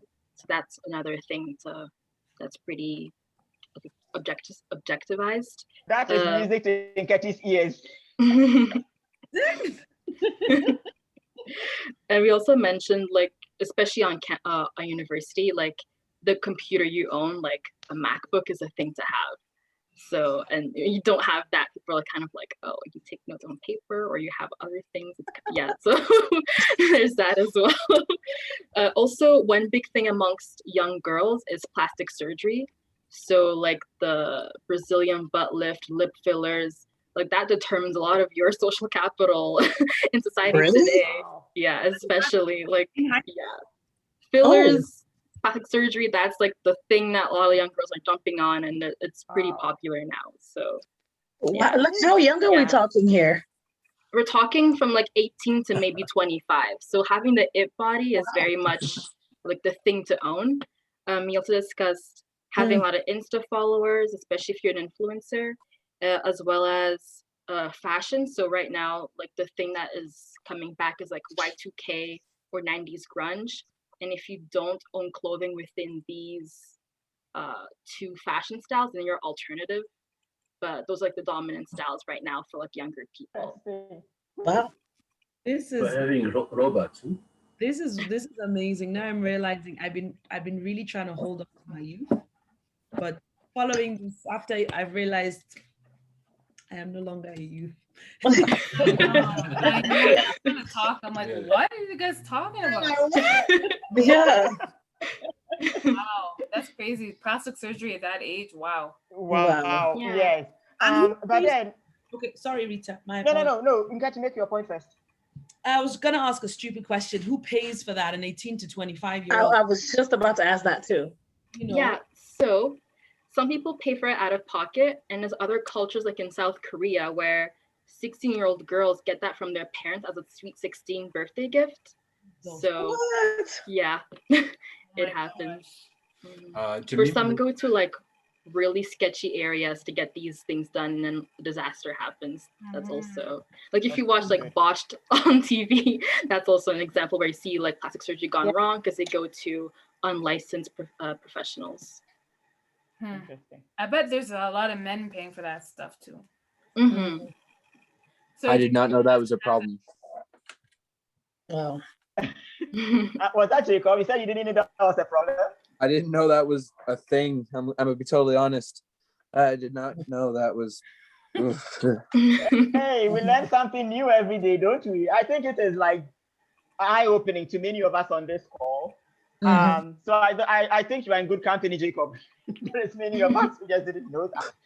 I have a question on the top of my mind, but then let's hear from the next group first, and then we will. Can we get Jemima's comment in and then go to the next group? Oh, for sure. Thank you. I was just quickly gonna add to the question of who pays for this stuff.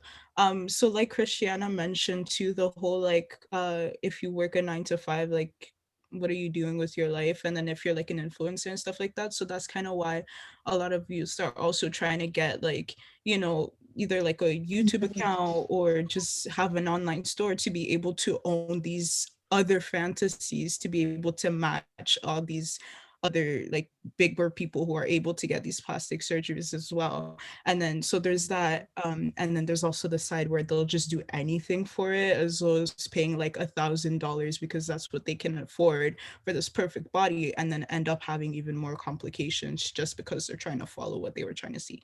So that's all I wanted to add. Wow. For sure, for sure. Yeah. Let's hear from the next group, and then we'll try to wrap this up and move on to the next one. I took notes for the second group, and so I'll just say what we have here.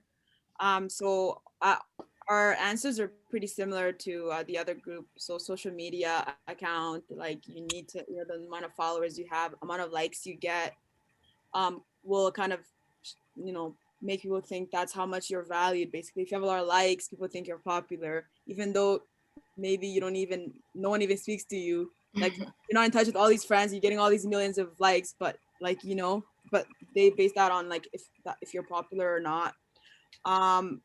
Also like posting if you're going on vacation and stuff like that. Like if you're always going on vacation and you're posting this on social media, people are gonna think that you're wealthy or you have it together and stuff like that. So, and then another one is I think we value education way more than we did before. So if people ask, like, I don't know, in today's society, if you ask someone like, oh, like what did you take in school, or like what's your level of education, you tell them high school, like they're gonna look at you like you're dumb if you only have a high school diploma. So I think now more people are going to college and university, and there's more value in that, and people will judge you based on that. Like will kind of decide your worth based on that, which makes sense, especially for jobs. And then one thing that Jamima mentioned was mental illness. Like it's kind of a trend now where people are like all of a sudden like coming out and saying that they have all these like mental illnesses and stuff. Yeah, so people are more open to it. I think it's just like people are more comfortable to speak out about it, instead of like hiding it. Like it's nothing to hide anymore, and people are more welcoming of that, and it's not seen as negative. And then another thing is like relationship or dating, like that's like a big thing right now. Like if you're in a relationship, people are like, oh, like yeah, that's so good. But if you're not in a relationship and like you're single, people are like, oh, like what's wrong with you, like what's going on, like why, you know, like it's seen as like weird or like not normal, you know. So that's one thing. And then we have the 9 to 5 job thing that that the other group mentioned. So yeah, a lot of it is actually pretty similar, but that's about it. For sure.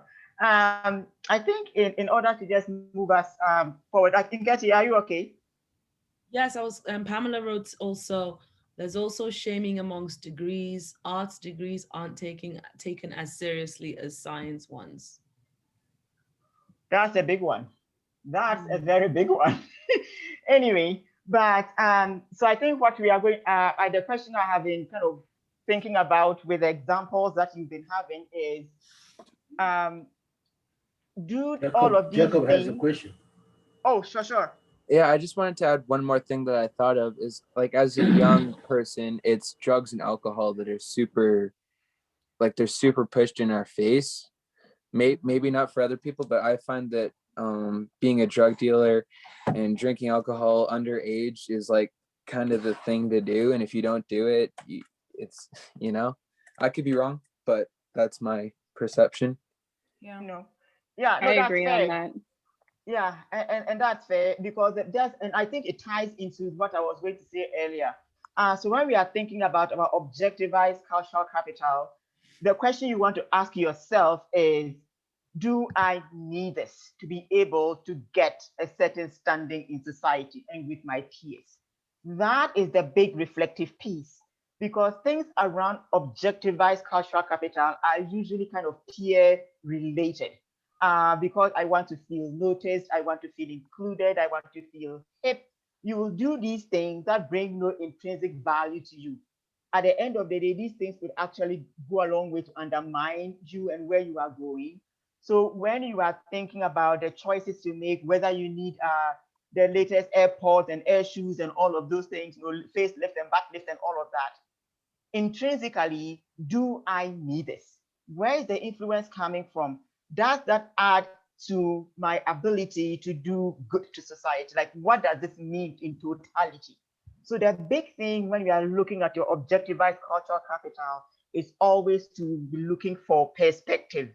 Is this really going to matter in 2 years? Will this matter in 3 years? If it doesn't matter, then don't bother. But if what you are pursuing is going to matter in 2 years, and will matter in 3 years, and will matter in 10 years, then it is worth a thing to get. So just in terms of your reflection, maybe that is where you want to be looking. So there are some things that you can be pursuing now, and people will think, yeah, this is just a waste of your time. But in your mind's eye, this is important enough that I want to pursue it and go ahead and do it. But if it is just about, the latest thing and then it's forgotten in 6 months and you have spent a lot of money getting it, while the money could have been, diverted into something else, probably it wasn't the smartest idea. So just think about those lines as you reflect on what your objectivized cultural capitals are and what you are doing with them. You may realize that you just take some of them from your life and simplify your life. It's going on 7 o'clock. Let's talk. Ashley, how much time can I negotiate? I don't know. I don't think it's up to me. Well, I guess I'm thinking for you to kind of pardon me. He said, let's keep the train going. Maybe like another 10 minutes, maybe? Like, what do you think? Over, yeah. 10 minutes over? Because like there is the one, and then we have the one big discussion. So maybe in all, maybe another 2 slides on things we want to do. Yeah, I don't know. Because I'll hate for people to leave before we are done. Anyway, let's just see how far we can go. Oh, we've done that. Oh God, really? Do we really want to do this or just continue going? Let's continue. Okay, so let's spend some time talking about institutionalized cultural capital. I think Ike was the first person, I may be wrong, to kind of make that link. And then in all of the submissions you guys may make, I think it was Julie who was saying something about having a degree and a high school thing. But that is what it links to institutionalized cultural capital. So we are looking at the sense of accomplishment and relevance we feel that is linked to learning, training, and some form of accreditation. And again, don't minimize it to formal education. I got all of these degrees, so that is fine.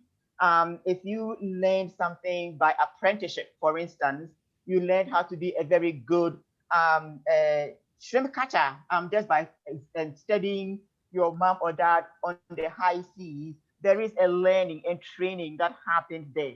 So broaden your definition of learning and training and accreditation beyond what you do in school, and then it might have a little bit more resonance for you.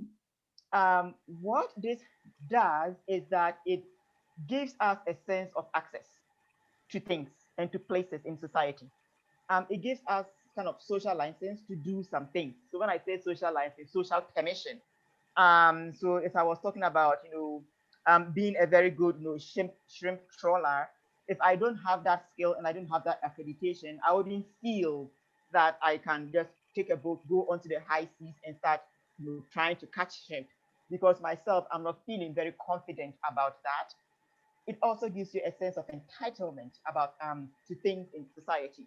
And so let's say a person is wanting to go ABCD, do something, and then somebody starts stopping you or questioning you. You go, excuse me, like, why are you telling me I can't do this? Because I'm qualified to be here. I am eligible to be in this space or to be doing this thing or talking about this topic.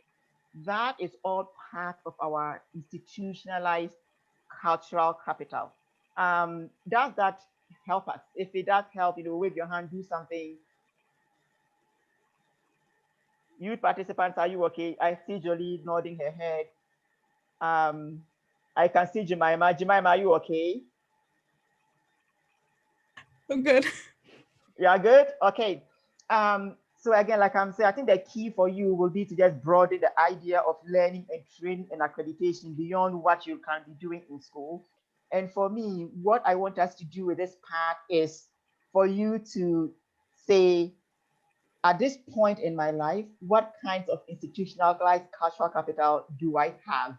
Share that with your group and come back, right? And even if you are growing some of it, it doesn't matter. Say it. This one is a work in progress for me, and just come back and let's see. And if you want, not actually say if you want, don't limit it to only school.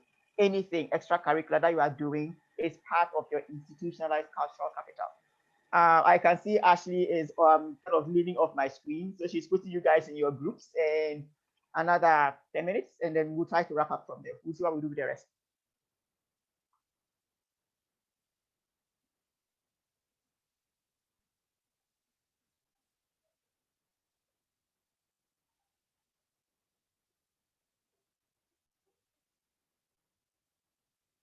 Do you know what I was thinking about earlier? Just as I was talking about, institutionalized cultural capital, I was thinking about Reese with a spoon. One day she was kind of stopped by police for maybe either driving drunk or something along those lines. And when she got out of the car, she asked the police, "Do you know who I am?" Do you guys remember that story from a few years ago? I don't know that one.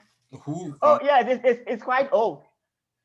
Maybe 4-5 years ago, but Reese Witherspoon. Oh yeah. She was in Legally Blonde. Yeah, but then when the police kind of asked her for her license and just trying to check her on the road, she was like, "Do you know who I am?" Like, "Hey, I'm a famous actress here." Right? So now I was talking about that. That's what I was thinking about.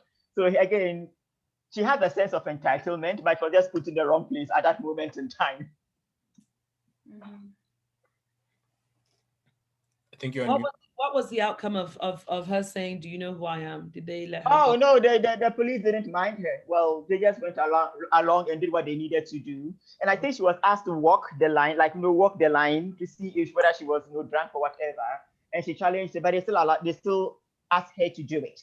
And she did it. But then the police somehow reported it and it became a news item. And people were now talking about kind of the pan of it because she was in a movie titled Walk the Line. I haven't seen it, so I don't know what it is about. But just because we're a famous actress doesn't mean that you shouldn't be walking the line. Sure. Did we lose Papa Ndembe? Yeah, I don't think so. Oh. Yeah. Yeah, I think anyway, we lost him, but today was a really good session, a really great discussion. Those kids really impressed me today. Yeah. Well, that's the empowerment piece we are talking about, like how to build your cultural capital. Yes, Caroline, you need to say something.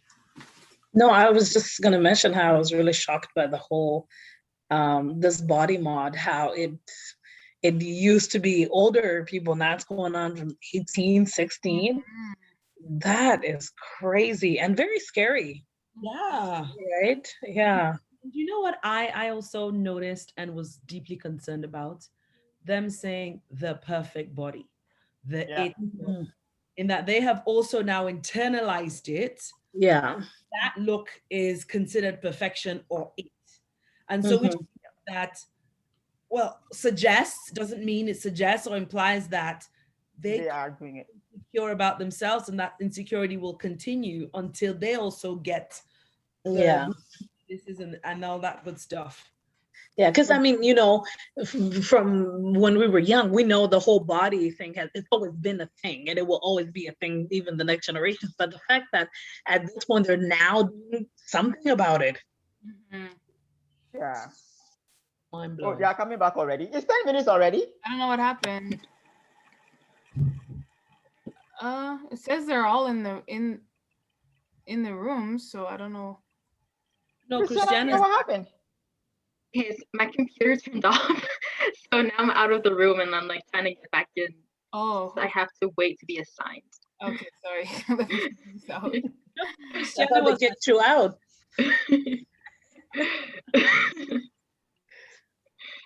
You know, Christiana was my student at UFC.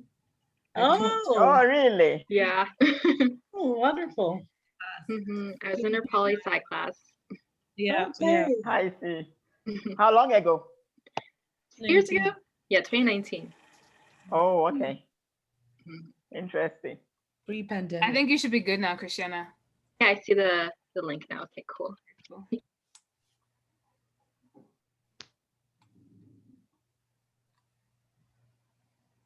Give him 5 more minutes.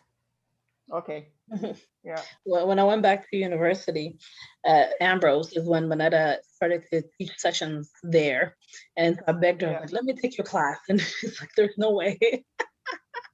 She's like, there is no way I will let a friend of mine be in my class. My class. And she wouldn't let me take her class. Yeah. Why? Really? Because we're What was the friends, and she just felt it would be awkward. It's like, how do I mark your papers? We're friends. It's awkward. I thought it was more the ethical piece, because I know that there's like a mom like teaching like their son. Oh, and really?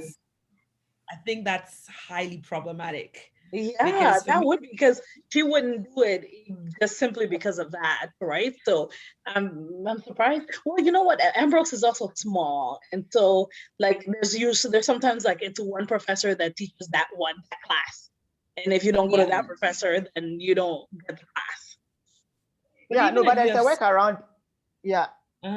No, there's a workaround for that. So you can be in the person's class. There's no problem with that, but then you cannot grade the papers. Yeah. So I know one example where this prof was teaching post-colonial theory. He was the only person teaching it in their department, and his son was doing the major and was in the class. But for all of Mount Royal, when I was there was no one else who could grade that paper. So they found a prof from U of A that they will send the scripts to, and he will mark it and bring it back. So you can be in the class to talk, but then when it comes to the grade assignment, you don't mark it. Not at Ambrose. Yeah.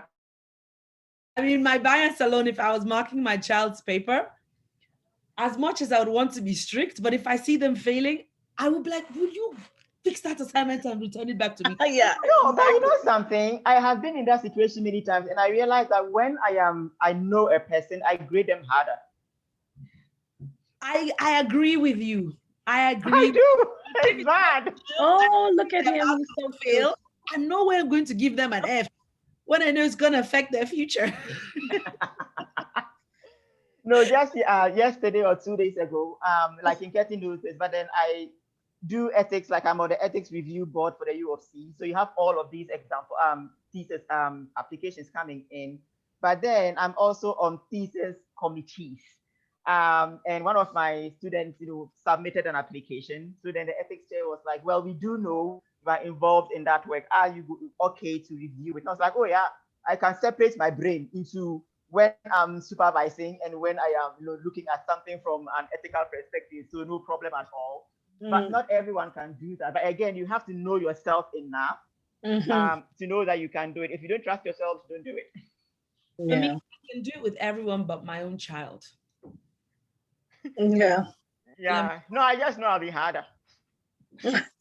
I think Rita, you're like my dad, because he used to, at some point he used to teach math, like all the sciences, math, physics, and chemistry, and but when he teaches, and he was so kind to his students, and when he taught us at home, horrible. Oh yeah. I agree with you. Oh yeah, my dad taught us everything at home too, like physics, math, biology, everything. And oh my God, I would never forget 16 squared, 256. Because he had asked like what 16 squared, and my brain was just turned off, and I was like 32. He banged the table. I just like sprang up and sat back down. We used to come to the table when he's teaching us math with Kleenex. You come with your box of Kleenex because you know you're gonna cry. Yeah, it just comes with the territory. My dad used to teach math, and he did it with me a few times, and I was just like, no, I'd rather fail. No, thank you. Oh, come on, it's fun. No, Rita, it is not at all. Did we all have African parents like this? I remember my dad tried to teach me writing. how to write the African way, he would insult each one of my letters, saying your T is sick, your L is falling down, and until today my handwriting is bad. Ike's handwriting is so bad. But that experience, every single letter had a disease that he would apply. It had to look, yeah, like we are kind of making fun of these things now. Maybe we've grown past them, but then for some people, it can just kind of sit on your head and stop away at your confidence. Like I'm feeling like of all of us here, emerged on the other side, pretty okay. But for some people, it's not that easy. So it's again like a balancing thing. But we tease my dad all the time that he had a whole secondary school to himself. Anyway, the youth are back, and let's see what you guys put together for your institutionalized cultural capital. Let's see where you are at. You can brag now. So for my group, I felt this was really important. Sports and like basketball, what team you play for, how good you are, all of that. We also went into like school plays and like kind of performances in that kind of area. How good of chef you are, how good you are at cooking, your part-time job, having your driver's license, that's super important. What kind of house you have. There was one, I don't quite understand what it is, but a research paper. So having your name on the paper is a big deal. I don't quite understand that one, but that sounds like a big deal. Marriage again. The type of school you go to. So not necessarily the schooling, but like what school you're going to. Having your high school diploma and then getting a big promotion at work, kind of working your way up would all kind of tie towards some institutionalized cultural capital. Jolie was smiling when we were talking about research papers. I think you have a thing or two to say about that. Yeah, I can explain the research paper thing. So in our program, it's a big deal to have your name on a publication of a research paper. Like a lot of our professors are doctors or nurse practitioner, which means you have your master's degree. So you're allowed to kind of like tag along one of them if they're like working on a paper, and if you help them out, they'll include your name on like the research paper. And for us, like a big deal because your name is on the paper. Like it's like it depends on what department it is. Like if you're in a paper of like cardiology, then like people will see that, and like I guess it helps you in a way, like kind of bring. Of course it does. Yeah, so that's. Oh yeah. Well, no, that's a huge one. It's a very big one. Yeah, everybody's writing something these days. But just one thing I heard that I would like us to maybe work through a little bit. They want to do with marriage.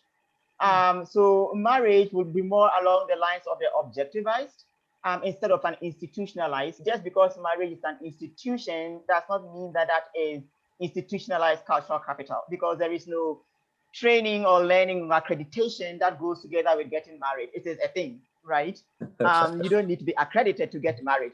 So maybe move that into that category as some of the things that people can have that gives them value. So maybe just that one over there. Well, Jacob, was that all? Oh, yes, Jemima. Just attends, can I attends, je parle. Sorry.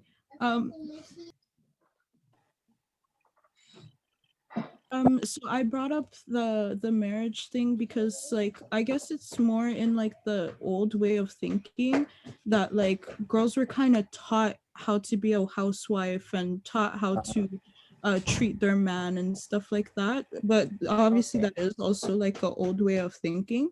So I would definitely understand why it wouldn't fit in this, but I guess that's kind of what I was thinking of when I thought about that. And then, you know, the moms who did teach their women how to, or sorry, their daughters how to clean the house, how to cook, and how to treat their man, when they do bring a man home, then they're like, oh wow, like I taught you so well, you finally did it, like you're worthy of being my child, sort of thing. So that's kind of what I thought of. Okay. Now I hear your reasoning. So maybe let us say it straddles both, but then categorize it more in the objectivized than in the institutionalized. But then I see where the teaching bit comes in for sure. And Reza said, many people my age are having babies without marriage. Oh. Yeah, I don't know that is today. It's just been a thing generations back. It's happening. I go on Snapchat and I see one of my friends with a new baby in her hands. Like, wow, okay. Mhm. Yeah. She's getting pregnant. Yeah. Well, if it is a thing, yeah, then it goes into the objectivized part because then it's like, hey, having a baby makes me more of a lady. I don't know. Let's hear from the next group and negotiate what we are going to do in the next few minutes. Next group, who's going for you guys? I'll go. So we had work experience is a big thing. Obviously your education ties into that as well, but also now having like extra streams of income, like you can no longer just rely on your job. People expect you to have like a side hustle all the time. Also being well traveled. People do judge you now by how many countries you've visited, how many visas you've gotten. Like, I think it's a pretty big thing now, especially for celebrities to kind of show, hey, I'm aware of the world. I've been to like this place, that place, and I'm worldly, something like that. Owning property. They are woke. Yeah. Owning property. So not just your own home, but multiple little condos and stuff like that. Also philanthropy, it's a big thing. So people now do judge you by if you're like associated to non-for-profits or charities or stuff like that. And also owning a vehicle, that also works in there as well. Yeah, I feel I'm hearing a lot of objectivized stuff kind of finding its way into the institutionalized. So if you're owning a vehicle, that is clearly objectivized. If you are talking about traveling, it is a thing that you have. So that is also in there. But the connection could be because I am so and so, I've been to these many countries. So then the one is tagging with your accomplishment in learning or training or accreditation, then to say, because of that, I have been able to do all of these things and go to all of these places. So those two things are separate. See how I was saying in the beginning, they are kind of interconnected, but then keep on flowing. That is where it can happen like that. Exactly. So it's not wrong, but you just have to make sure that you are setting the context in such a way that the two are separate. I see. Yes. Did we have any other comments about that?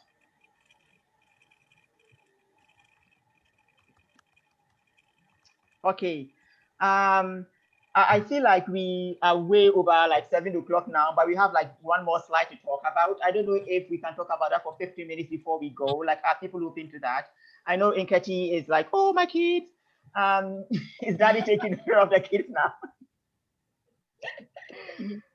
The one thing that we want to talk about is just this one over here, and then we'll be done. So I don't know if we just want to touch on it a little bit. And if can we maybe just go through the slide? What you are thinking? Sorry, Rita. Could we just go through the slide maybe and then not do the breakout session this time, just because our babysitter's leaving, so we have to. Our other daughter's still upstairs, so we have to end soon.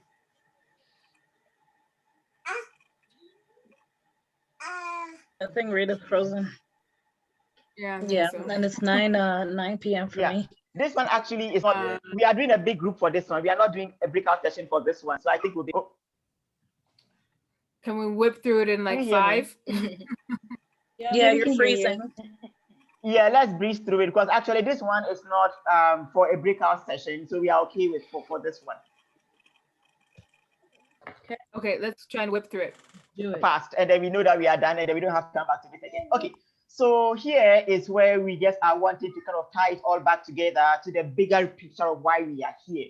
Because now we know we have all of these cultural capitals, but then why does this matter when you are trying to do anti-racism work?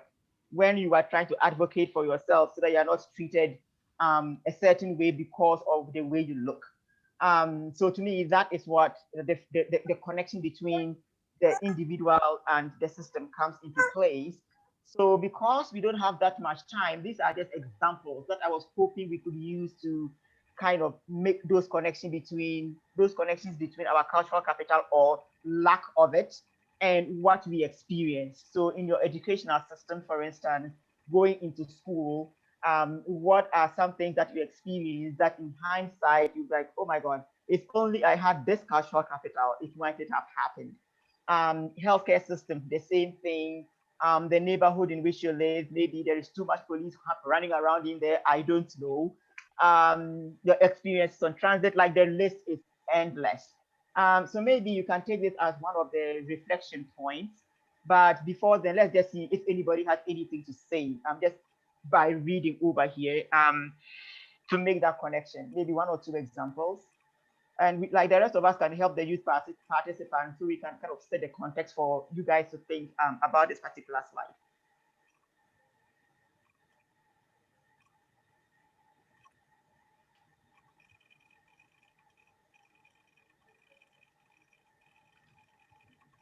Anybody?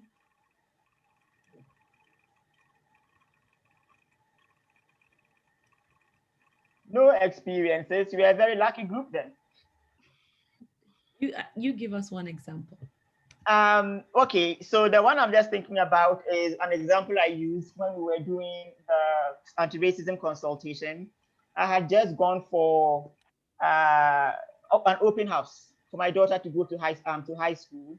And when they were talking about the various options available to us, they weren't offering us AP, and they weren't offering us all of the -1s. It was, no, she can do -2 of that and -3 of that. And I'm going, why are we being offered all of these ones? I actually remember going to one of the tables, and I think it was European history and something to do with the war and military history and those kinds of things. And he was like, no, your daughter wouldn't be interested in that. And so I was like, why not? Right, but that is what at least that was my experience just last year. But then I did question what happened. I was like, no, that is not fair. Like, tell us about the AP options too, and tell us about options she can do so that she can go to university, or at least be placed well enough to go to the university. And then my bigger point was, if I don't know how the educational system works, I'll only think these are what are available to my daughter, right? So then we are beginning to funnel her into a particular, way of being just because I didn't know enough. That's the example that is coming right up to me, like right now. So maybe something along those lines for you guys too. For me, I actually have a similar example. I'll be really quick.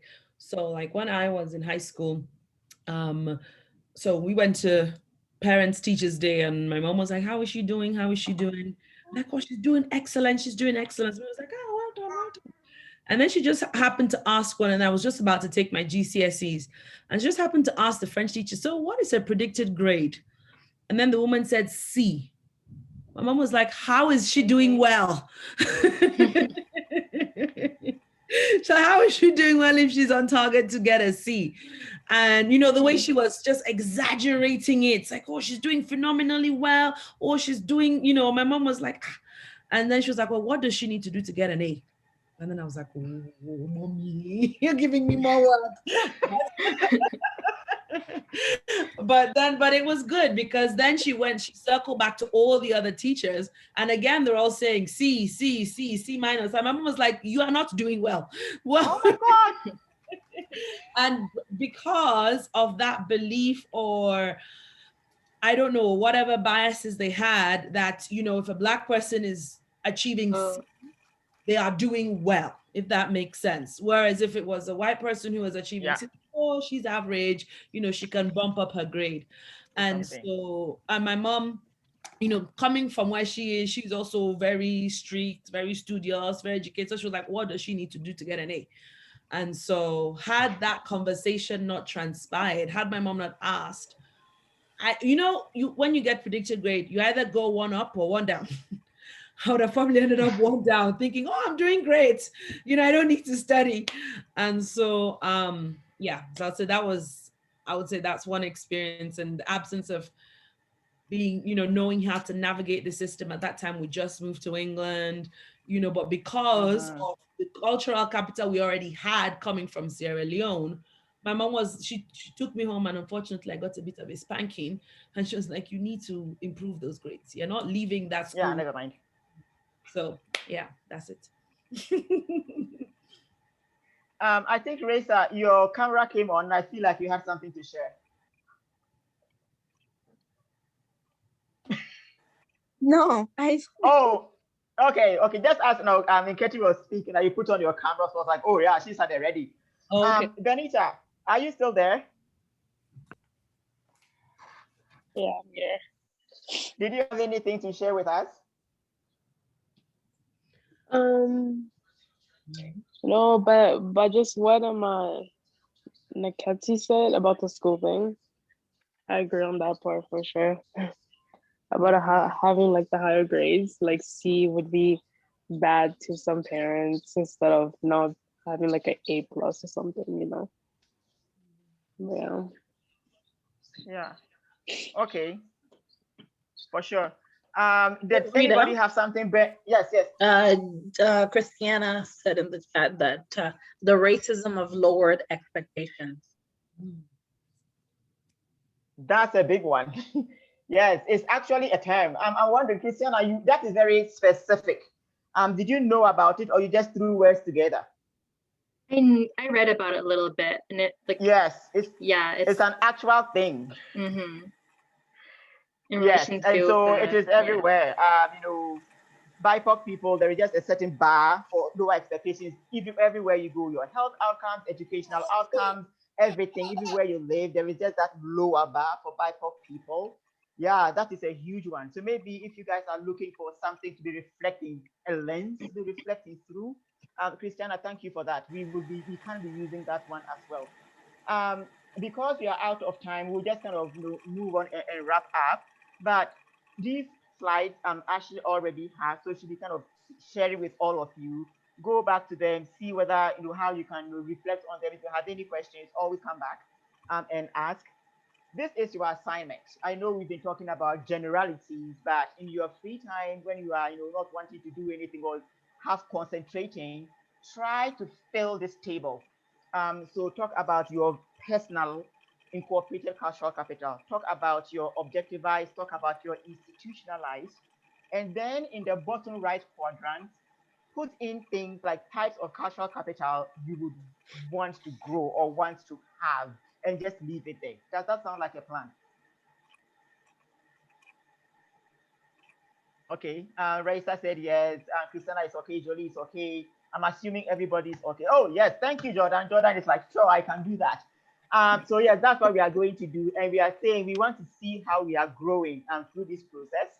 So I think that's about it. Let's wait back to Nketi first. You had anything you want to comment on? And we'll just kind of circle around all of the facilitators, these people, and facilitators, and we can wrap up.